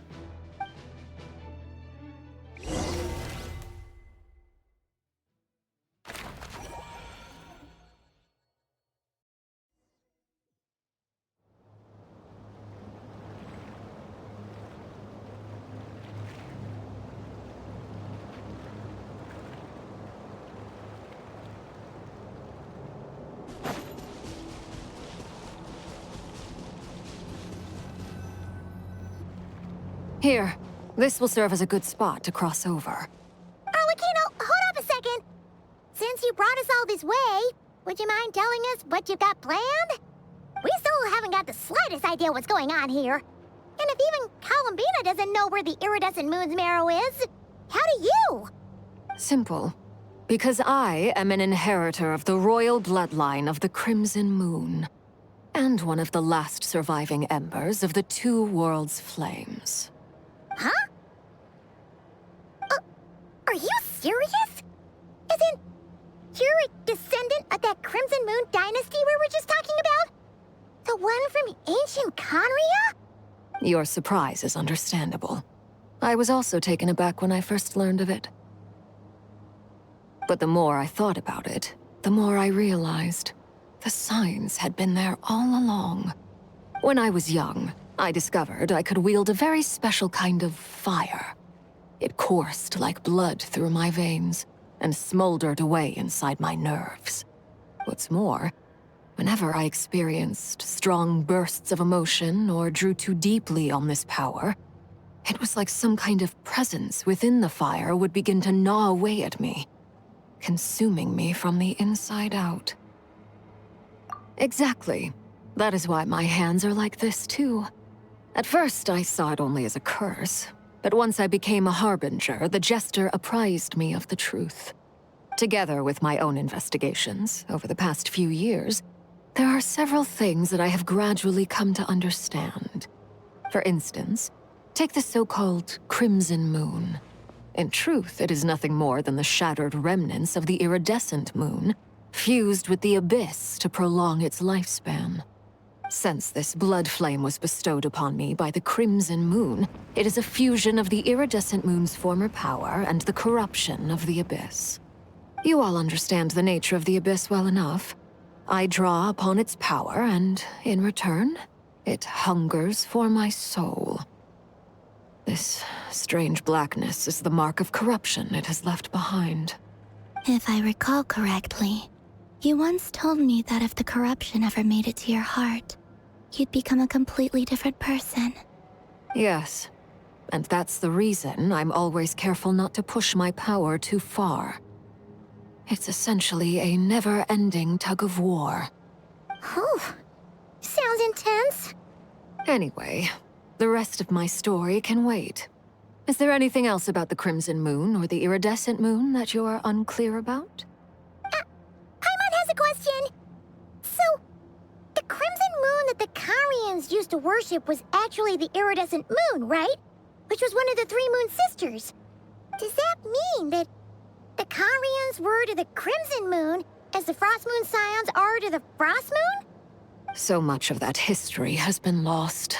We have no way of knowing exactly what they were like. But I would suspect that the Conrians weren't as devout in their moon worship as it might appear. The iridescent moon's remains simply served as their link to the abyss. Later on, perhaps someone discovered a way to make direct contact with the Abyss. Or maybe there was some kind of ideological divide. Either way, a dissenting faction staged a coup and drove out the royal heirs of the Crimson Moon dynasty. Still, even with the dark sun looming high overhead, the Crimson Moon's glow never truly faded. If you want living proof, it's standing right before you. The first time we met, I sensed something familiar in your presence. When I looked at you, I felt I could see that mysterious red moon in the corner of my eye. In your flames, I saw its broken image, surrounded by a strange black aura. Well, I appreciate that you kept it to yourself. Much about the Crimson Moon is still a mystery, and I'd prefer not to end up as the object of an insane research project. Anyway, time is against us here, so if there's any other questions, they'll have to wait. I just want to make sure I've got one thing straight. In her letters, Sandrone mentioned that since you are unable to contain the iridescent moon's marrow yourself, you intend to leave it in my custody. Correct? That's right. For now, it's the only way I can pay you back for your help. The iridescent moon is already part of who you are. So with its marrow in your possession, you'll be even more powerful than before. Deal. Then let's get started. Get what started? What does this place have to do with the Crimson Moon? When I first became a Harbinger, the Jester gave me a book called Paranhari, also known as Leobranto Inamorato. You should be able to buy a copy next time you're in Fontaine. It's a love story set in the Crimson Moon era. But setting aside the tangled romances of its characters, it also records a few interesting details. In the Crimson Moon era, or so the story goes, there was an orphanage that received children from beyond the bounds of this world, and subjected them to a peculiar induction ceremony. Beyond the bounds of this world? For real? And what kind of induction ceremony? The Crimson Moon sages looked beyond this world for beings with powers that surpassed the gods. But fearing they might lose control, they subjected these children to a process of refinement. They made these children crawl up a fireplace and kept asking them, "Have you died? Did you see it?" Until they finally admitted to having died and seen a crimson moon. The adults embraced the children who passed the ritual, telling them, "Within the fireplace, you have traversed the flames between two worlds. Here and now, you are born anew." The book leaves much unsaid, but I suspect that this was their way of branding the children they had enrolled, leaving an indelible mark upon them so that they would forever live in the Crimson Moon's light. That explains why I can't sense the Crimson Moon's marrow in this world. It makes sense that it would be sealed in a special space that can only be accessed temporarily through some kind of ritual. But there's no fireplace here. Do you see a chimney anywhere? Oh, are we supposed to build it ourselves? Okay, fine. Paimon will go find some bricks. That won't be necessary. The fireplace is purely symbolic. The key to the ritual is crossing the flames between two worlds. In other words, the flames that burn within me. Those burned away by such flames leave behind a kind of ghostly afterimage in the world. In the days of Conria, people believed they could be used to bridge the gap between the two worlds of life and death. In short, I can open a passage to that space for you. That's the easy part. The catch is I'll need to stay on this side to keep the passage open, so I won't be able to come with you. Once you're inside, you'll have to find your own way.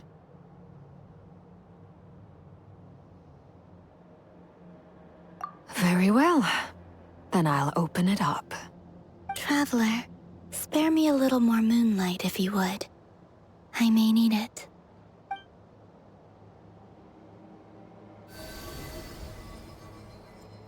Thank you. I feel like I've recovered some of my strength now. It should be enough to move us across short distances and confront whatever dangers might await.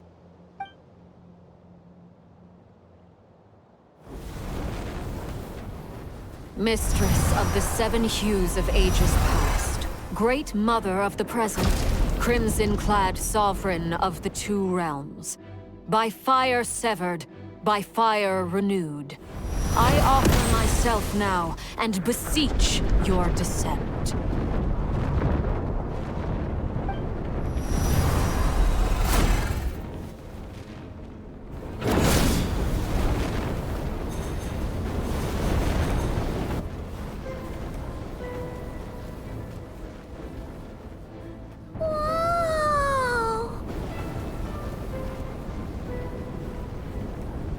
One word of advice. As you're crossing over, no matter what voices you hear, do not answer. Got it! I sense a sinister gloom inside, but also the familiar light of the moon. I feel that I am about to meet an old friend who has changed beyond all recognition. All right, let's go.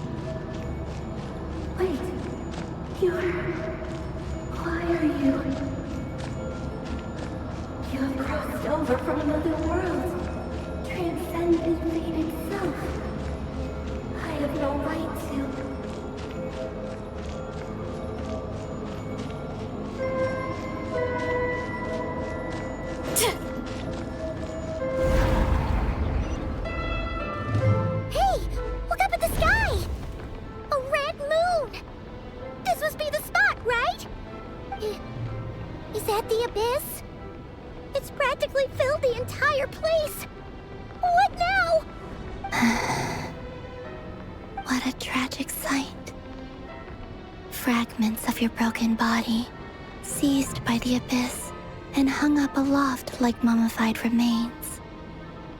Iridescent moon, was this truly what you wished for? Careful! There's something spooky about this place. Feels like something is lurking in the fog. Haimon's right behind you. Whatever you do, don't run off without her.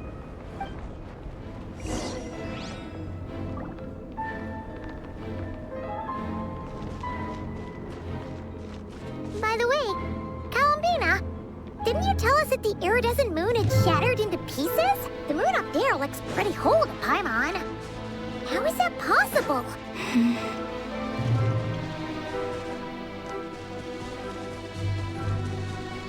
What?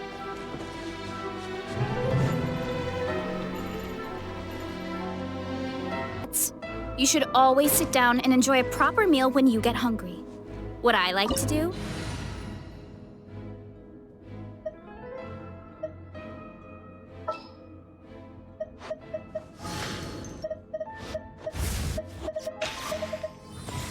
Stack my... Yeah! Ow! Burn it down! Let's do! Reconstitute! Kapow!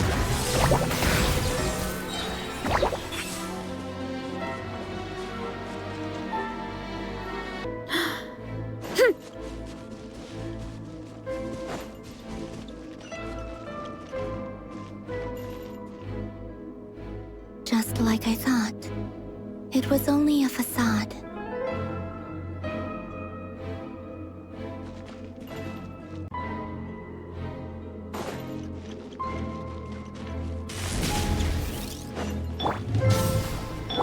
Let's see! Neutralize! Charge! Yeah!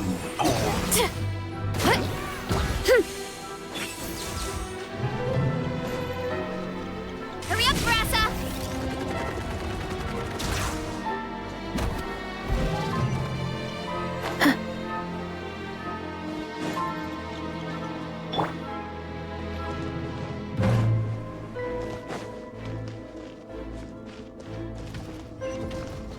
Rise with the sun! Reconstitute! Headbutt! Charge! Smash down! Yeah! Heads up! Charge! Smash down!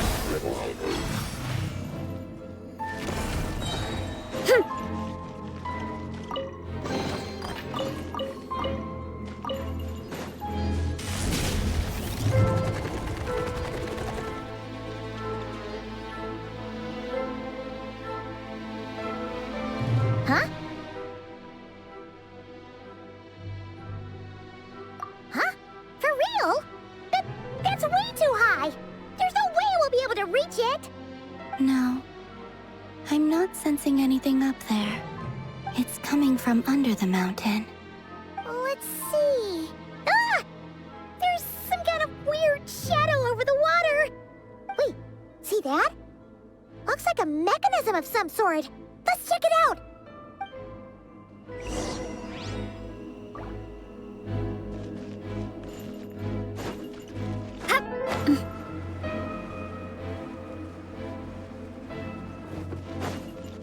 Running late again. Looks like a device from the time of Kalia. Maybe people once came here to study the Crimson Moon's domain, and they left this behind. Oh, if we can activate it, we might find some clues.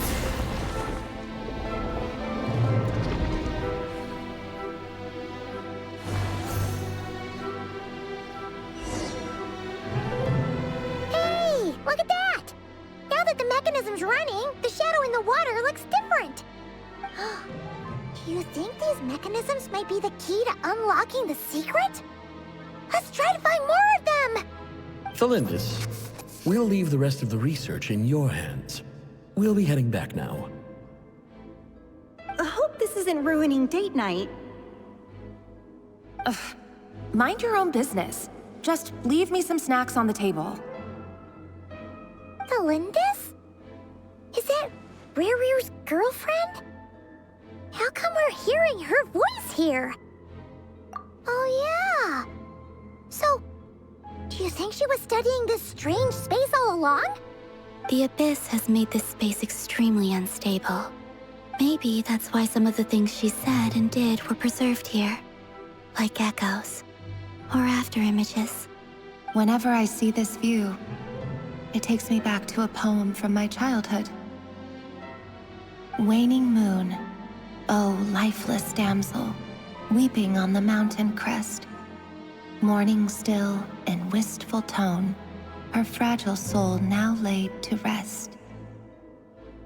For me, of all people, to be here investigating the mysteries of the Crimson Moon space. Is it a coincidence? Or something more?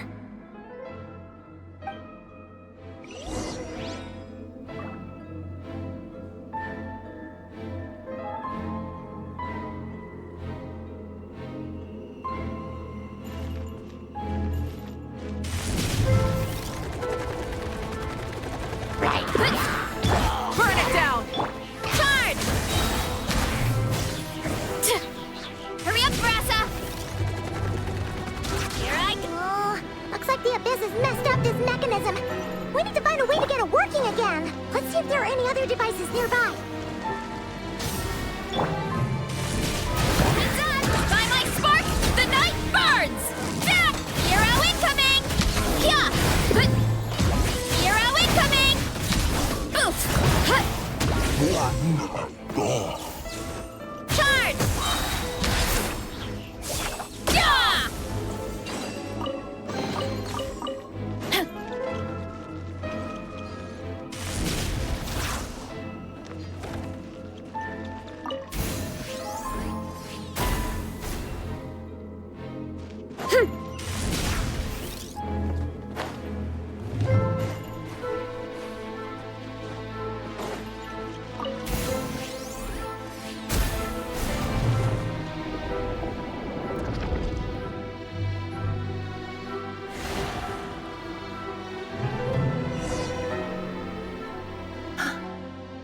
see.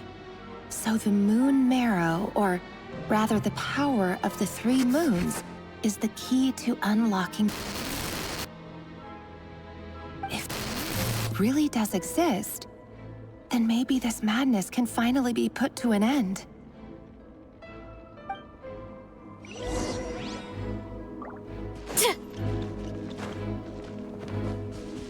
Hurry up, Brassa!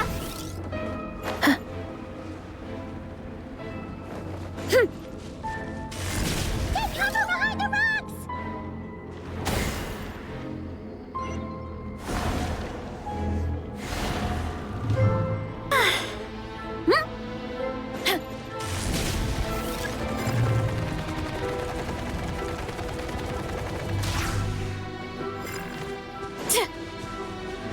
The abyssal energy here is too strong! We better pull back for now!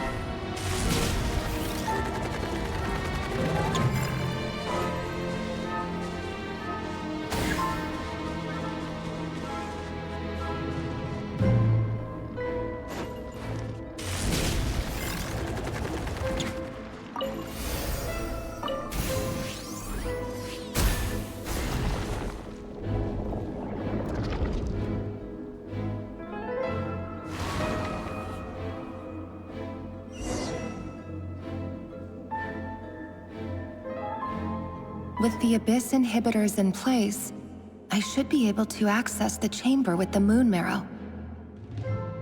Oh, Rerir, with every step you take, you're drifting further from what you truly desire. But you're not the root of the problem. Ever since that outsider set foot in Conria, the Vinster King has sunken deeper into madness. If only I could get my hands on that outsider.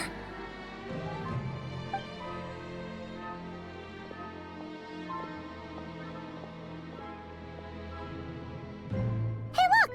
The moon's reflection is back to normal! Felindus's voice mentioned a chamber with the moon marrow. Do you think maybe it's hidden in the moon's reflection? It must be. For within it, I sense the fragile aura of a dying soul. Then there's no time to lose! Let's go!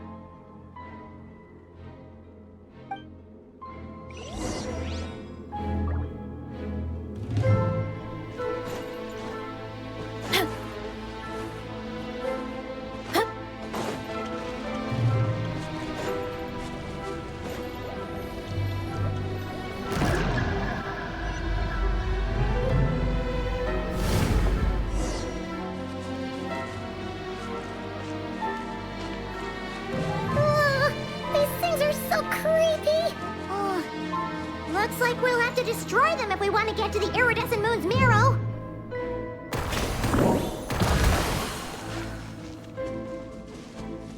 Time to roll!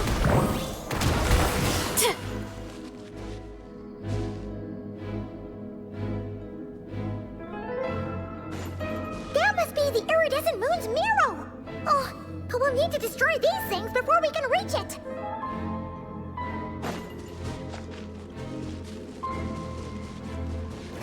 Again. Rise with the sun!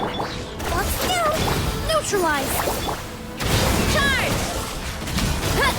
Move! Heads up! Charge! Yeah!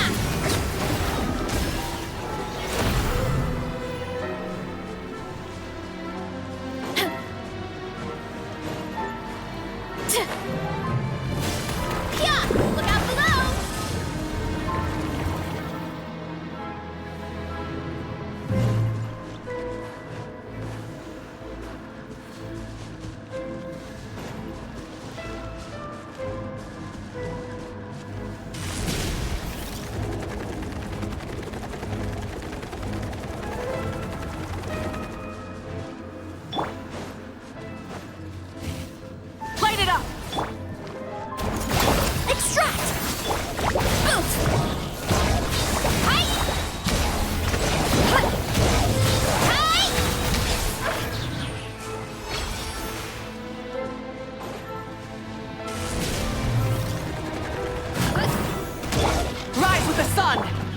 Calm down!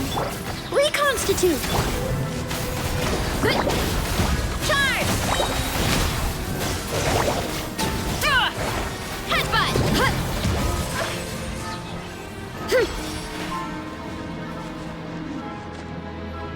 Headbutt!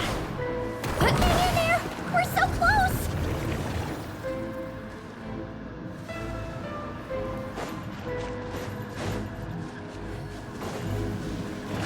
Burn it down!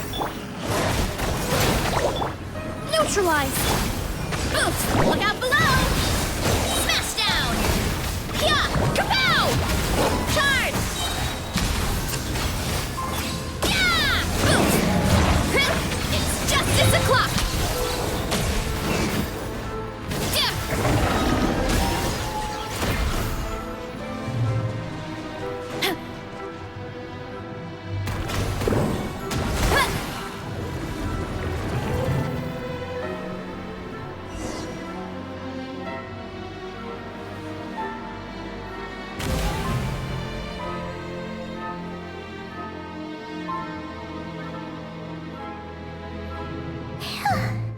We finally did it!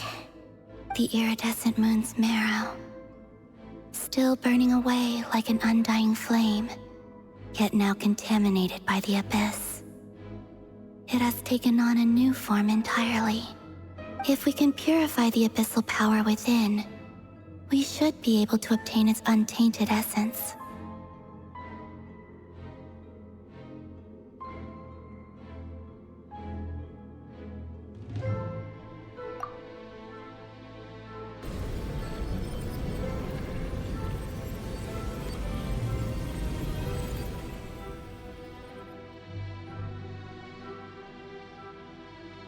It's so cold.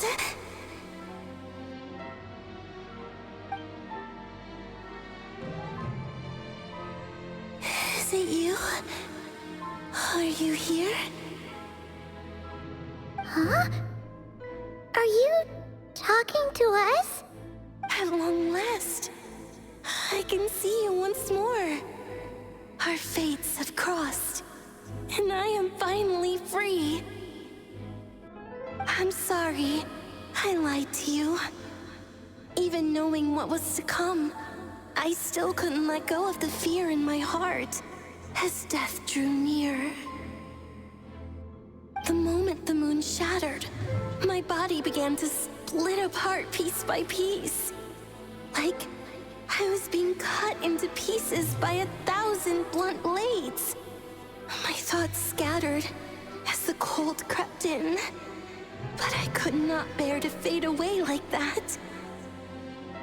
Tell me, what was it that brought you to us all that time ago?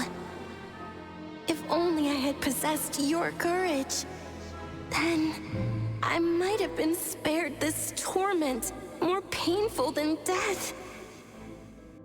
You look so puzzled. That's how I felt too when I first saw you. But trust me when I say that everything happens for a reason. Farewell, Hypo.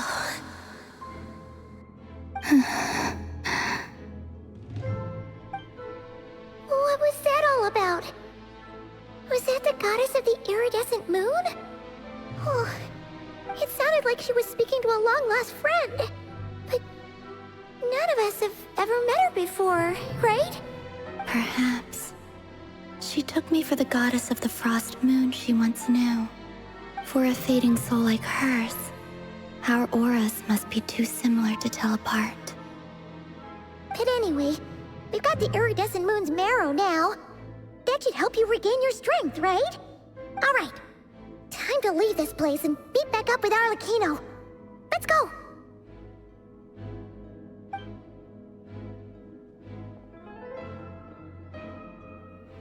That's odd. This place looks different than when we came in. Waning moon, oh lifeless damsel. Oh.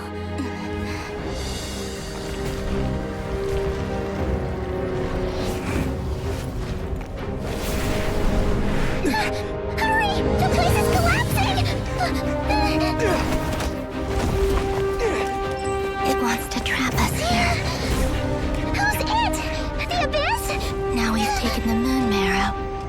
All that's left here is a dark will. It will show us no mercy.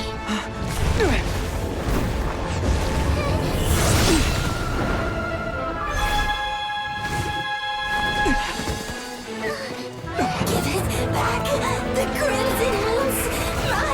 My marrow! My heart!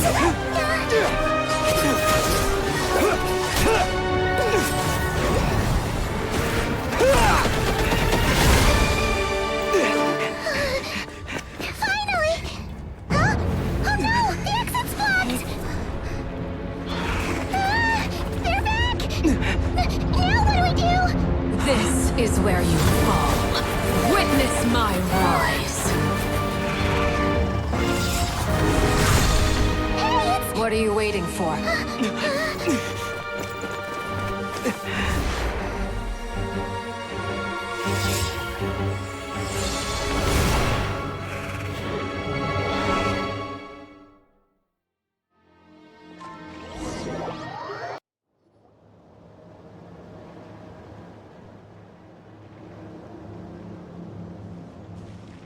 Oh, we made it! Was that you, Arlecchino? Did you save us? Wait, your hands! They're... Oh, this? Don't worry. It's a small price to pay. The Abyss wanted to trap you inside, and I defied its will by bringing you out. No wonder it's a little angry. No. I have paid the price, albeit a small one, and it cannot be undone. My hands have already fused with the Abyss. Purification would simply destroy whatever's left of them. But surely... Oh, we're so sorry, Arlecchino. Paimon can't believe you'd make a sacrifice like this for us. As much as I'd like to call it a favor, the truth is I was simply holding up my end of the deal. Well, Columbina. Yes, you did your part. And as promised, I will leave the iridescent moon's marrow in your care. From this day forth, may the two worlds' flames burn ever more brightly.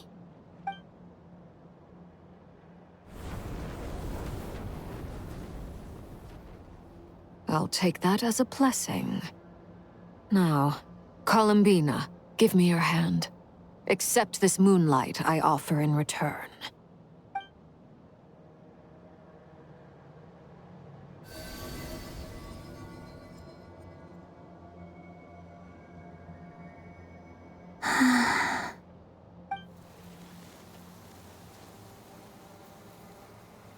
Feeling stronger? Hey, Columbina, are you okay? I'm fine. Our powers are a little at odds, that's all. By the Frost Moon's authority alone, wielding the power of the other moons was always going to be a stretch.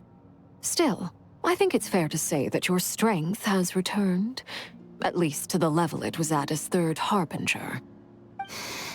It's still not enough. There's no way I can hope to challenge Rayrir like this. Just one more ray of moonlight, if you would. It's okay. I can take it.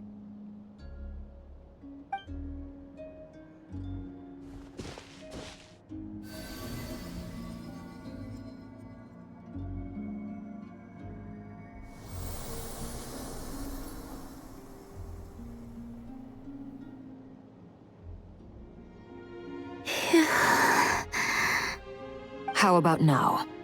Fighting fit? At the very least, I won't have to stay hidden like before. I want to see him gone from Not Cry. The Rayhir of Solnari and his wild hunt must be sent back where they belong. Well, it's good to have something to aim for. You certainly seem more alive now than you did earlier. When I first met you, you didn't strike me as a ray of moonlight. More like a wisp of fog drifting in from who knows where, ready to scatter at the first sign of a breeze. But now, you're full of vitality. just like the Frost Moon, once the brightest of them all. May you keep shining, Columbina. This is who you are. Thank you. Look after yourself too, Arlecchino. I know you have plans of your own, and that's why you're always seeking to grow stronger. But whatever you're after, don't let the Abyss take a hold of you. I do not wish to see you go down the same path as Rerir.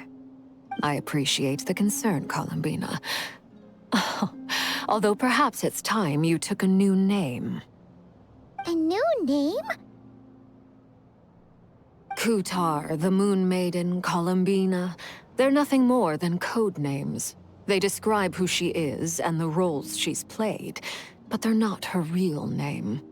We often use code names in the House of the Hearth, too. But it's knowing your real name that keeps you grounded. Up till now, you've been living a wandering life, so you've probably never really cared. All I'll say is this. Once you've defeated Rerir, give it some thought. All right, that's it from me.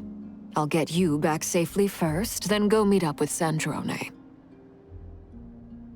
You're the best!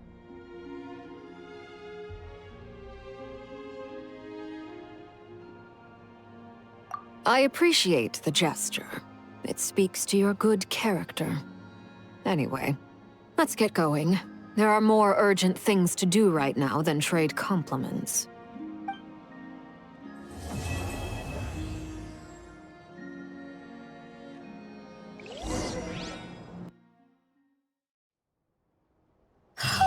It was a close call, but we got the iridescent moon's marrow and restored Columbina's strength. And that's all that matters. In other words, mission accomplished. Paimon wonders how everyone else is doing.